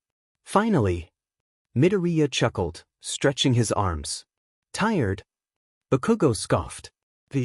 More like done listening to those dumbass talk about my demon love life. Midoriya smirked. Oh, so you admit you have a love life? Bakugo froze for a second. Just a flicker barely noticeable. But Midoriya caught it. The shift. The hesitation. And suddenly, he wasn't smirking anymore. He was just watching. Because this was it, wasn't it? The moment where one of them had to say it. The moment where they had to admit what had already been true for weeks. The moment where someone had to fall first. And Midoriya wasn't gonna hesitate. He leaned forward, resting his elbows on the table, looking Bakugo dead in the eye. You know, he said, voice steady, I think I've fallen for you. Bakugo stilled. Completely, utterly stilled. The air shifted so thick that Midoriya could feel the weight of it pressing into his chest, making his pulse pound. Bakugo's fingers tightened around his glass. His eyes flickered something wild, something raw, something Midoriya had seen before but never like this. Never so open. Never so vulnerable. You think? Bakugo finally muttered, voice rough, like it had been caught in his throat. Midoriya smiled, something soft, something certain. No, he said. I know. Bakugo exhaled, slow and measured, like he was holding something back. He shoved a hand through his hair, teething under his breath. You really are a pain in my butt, nerd. Midoriya chuckled. Yeah, I know. Bakugo clicked his tongue, rolling his eyes, but there was something else there. Something fond. Something shaking at the edges, like he was 1 second away from saying something stupid. Midoriya tilted his head. Kaken. Bakugo's breath hitched. Midoriya grinned, leaning in a little more. You're blushing. Bakugo grumbled, looking away. Shut the hell up. Midoriya's heart pounded. Because he knew. He knew exactly what this meant. And soon, Bakugo would have to say it too. The hallway outside Bakugo's place still smelled faintly of someone else's takeout and lemon cleaner. City neon bled through the frosted window at the end of the corridor. Inside, the lock clicked, and the quiet of his apartment rushed up to meet them. Steel concrete sleekness, the soft hum of the fridge, the grit of the day still caught in their shoes. They barely made it through Bakugo's front door before Midoriya had him pinned against it. Not in a fight, not like in the gym, where their bodies clashed with force and competition. This was different. This was Midoriya, grinning, breath warm against Bakugo's skin, hands already wandering, fingers teasing at the hem of his shirt. And Bakugo? Bakugo was done pretending he wasn't completely, utterly screwed. Midoriya had said it. Had looked him in the eyes, so dim and sure, and said, "I think I've fallen for you." And now Bakugo couldn't run from it. Didn't want to. Midoriya's lips brushed against his jaw, teasing, playful. "Still think I'm a pain in your butt?" Bakugo growled, grabbing Midoriya's hips and flipping them so that Midoriya's back hit the door instead. "You're more than a pain in my butt," he muttered, voice gruff, pressing a knee between Midoriya's thighs. Midoriya gasped, his fingers gripping Bakugo's arms, his breath hitching at the sudden shift. Then he smirked. "Prove it." Bakugo didn't hesitate. He kissed him hard, all teeth and heat, all the frustration and tension from tonight, from the past few weeks, from years of whatever the hell were crashing together in one explosive moment. Midoriya matched him fierce, demanding, pushing back like he always did, like he wasn't about to just let Bakugo be in charge. And Bakugo? Bakugo loved it. His hands slid under Midoriya's shirt, tracing the lines of his back, pulling him closer until there was no space left between them. The wall was cool against Midoriya's shoulder blades. The room smelled like cedar and smoke and something warm he was starting to think of as katsuki. Midoriya ummed softly into his mouth, and Bakugo swore he felt that sound in his dimmened soul. They stumbled through the apartment, knocking into walls, barely making it to the bedroom before Bakugo had torn Midoriya's shirt off and pushed him onto the mattress. Midoriya laughed, breathless, eyes dark with something dangerous. "You seem eager." Bakugo climbed over him, pinning him beneath his weight, pressing a thigh between his legs just to feel him react. Midoriya's breath hitched. Bakugo smirked. "You have no idea." And this time, neither of them held back. They stumbled toward the bedroom, hands never breaking, lips never parting, shedding layers of clothes like barriers. By the time they reached the mattress, they were both bare, skin against skin, heat against heat. Midoriya let Bakugo push him onto his back, let him take the lead, let him settle above him, their bodies flush. But this time, it wasn't about dominance. It wasn't about who was stronger, who could push harder, who could make the other break first. This was about feeling. Bakugo held himself still above him, breathing hard, watching him like he wasn't sure he deserved this. Midoriya reached up, cupping the back of his neck, guiding him down, kissing him again slow, deep, reassuring. "You don't have to hold back," he whispered. Bakugo groaned, pressing his forehead against Midoriya's, his fingers sliding down his sides, gripping his thighs. "I don't want to hurt you," he muttered, his breath shaky.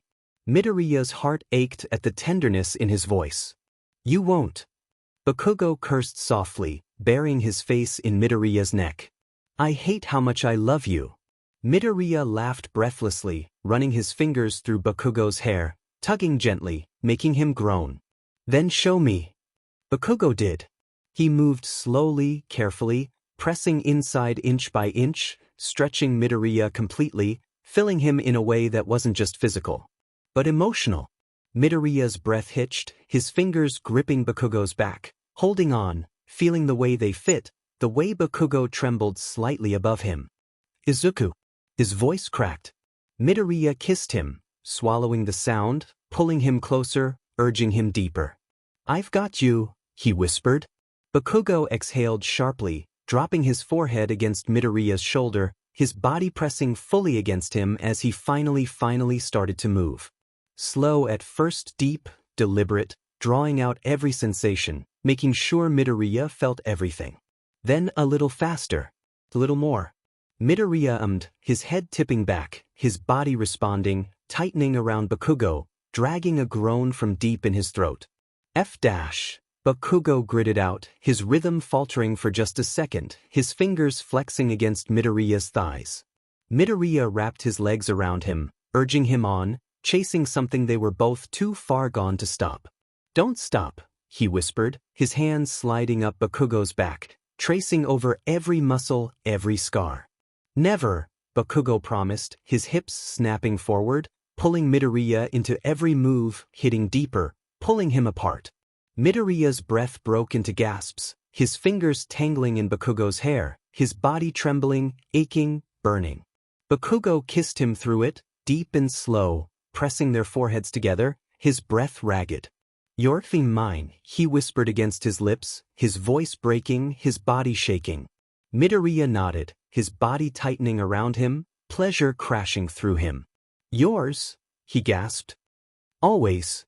Bakugo's rhythm stuttered, his breath catching, his grip tightening as he finally let go, burying himself deep, filling Midoriya completely as he came, groaning against his lips. Midoriya followed right after, arching, trembling, breaking apart beneath him. And then, silence. Just the sound of their heavy breathing, the weight of Bakugo still pressed against him, warm, steady. Midoriya ran his fingers through Bakugo's damp hair, smiling softly as Bakugo groaned, burying his face in Midoriya's chest. Nerd.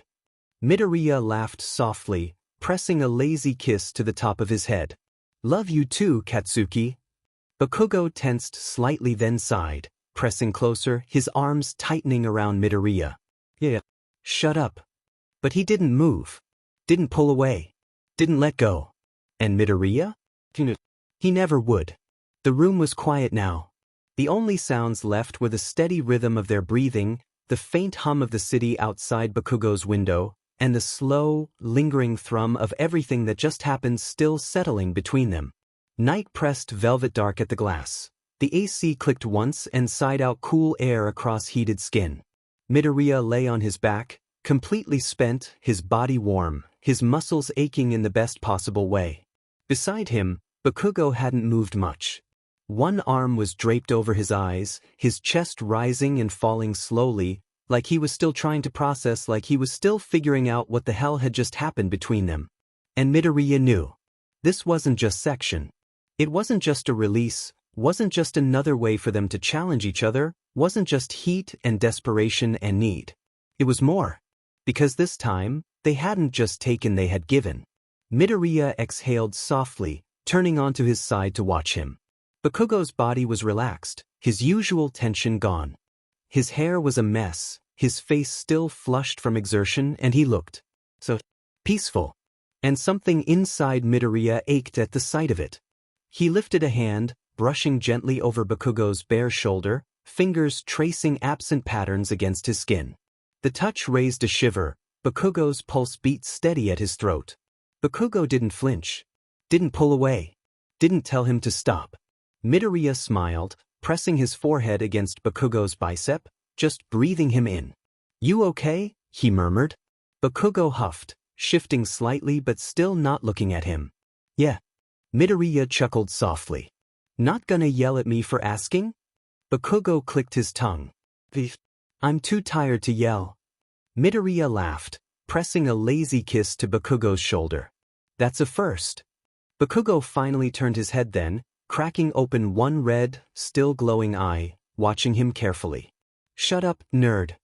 Midoriya grinned, shifting closer, slotting their legs together, letting his body press against every part of Bakugo's. And still Bakugo let him. Midoriya sighed contentedly, nuzzling against his skin. "You're really warm," he mumbled. Bakugo scoffed. "You're clingy as hell." Midoriya hummed. "And yet, you haven't moved away." Bakugo went silent. Midoriya smirked. This was real. This was them. And no matter what happened next, Midoriya was sure of one thing. Bakugo was his now. And Midoriya wasn't going anywhere. Morning came slowly. The sun filtered in through the blinds, casting soft streaks of light across the bed. The air was still warm from the night before, and Midoriya found himself not wanting to move. Dust motes drifted like lazy confetti in the gold. Bakugo was still asleep, which was rare. He was on his side, facing Midoriya, his breathing slow and steady, his hair an absolute disaster, strands sticking up in every direction. His arm was draped loosely across Midoriya's waist, like he had forgotten to let go. Midoriya grinned, taking it all in. Because this Bakugo, relaxed, still half buried in sleep, looking so soft and unguarded, wasn't something most people got to see. And knowing that this side of him was his now? Midoriya was never getting out of this bed. He was content, tracing lazy circles on Bakugo's bare back, not expecting him to wake up yet. But then, "The hell are you doing?" Midoriya froze. Bakugo's voice was hoarse, still rough with sleep, but his eye cracked open, watching him blearily. Midoriya grinned. "Admiring you." Bakugo scowled, immediately shifting like he was about to move away. "Tee, don't be weird." Midoriya laughed, tugging him back before he could escape. "Stay." Bakugo grumbled, but he didn't fight him. They laid there for a while, Bakugo's body warm, Midoriya's fingers absently tracing up and down his spine. The bedside clock ticked into the quiet. Somewhere below, a bus sighed to a stop and moved on. "You should meet my parents." Midoriya froze. His fingers stopped moving. He blinked. "What?" Bakugo didn't look at him. He was staring at the ceiling now, face neutral, but his hand was still gripping Midoriya's hip. "I said," Bakugo muttered, voice casual, "you should meet my parents." Midoriya's brain short-circuited. Because what the hell? That wasn't something Bakugo just said. That wasn't something he even talked about. Midoriya stared, waiting for him to take it back, to act like it was a joke, to mutter something like, "Never mind, forget I said anything." But Bakugo didn't take it back. Didn't flinch. Didn't act like it was some huge deal even though it was. Midoriya swallowed. "You're serious?" Bakugo huffed, finally looking at him. "Yeah, dumbass," he muttered like it was the most obvious thing in the world. Like this wasn't huge. Like this wasn't everything. Midoriya's heart slammed against his ribs. Because if Bakugo, the same Bakugo who hated talking about feelings, who didn't bring anyone into his personal life, who kept things guarded and locked away, was saying this, then that meant... Midoriya exhaled, something warm and wonderful flooding his chest. He grinned, running his fingers through Bakugo's hair just to mess with him. "Wow. You really do love me." Bakugo clicked his tongue, scowling immediately. "Don't push it, nerd." Midoriya laughed, pressing a kiss to his forehead. "I'd love to meet them," he murmured, soft and sure. Bakugo huffed, but Midoriya didn't miss the way his grip tightened, like he was relieved. Like, maybe, this meant more than he was willing to say just yet. And that was more than enough for Midoriya.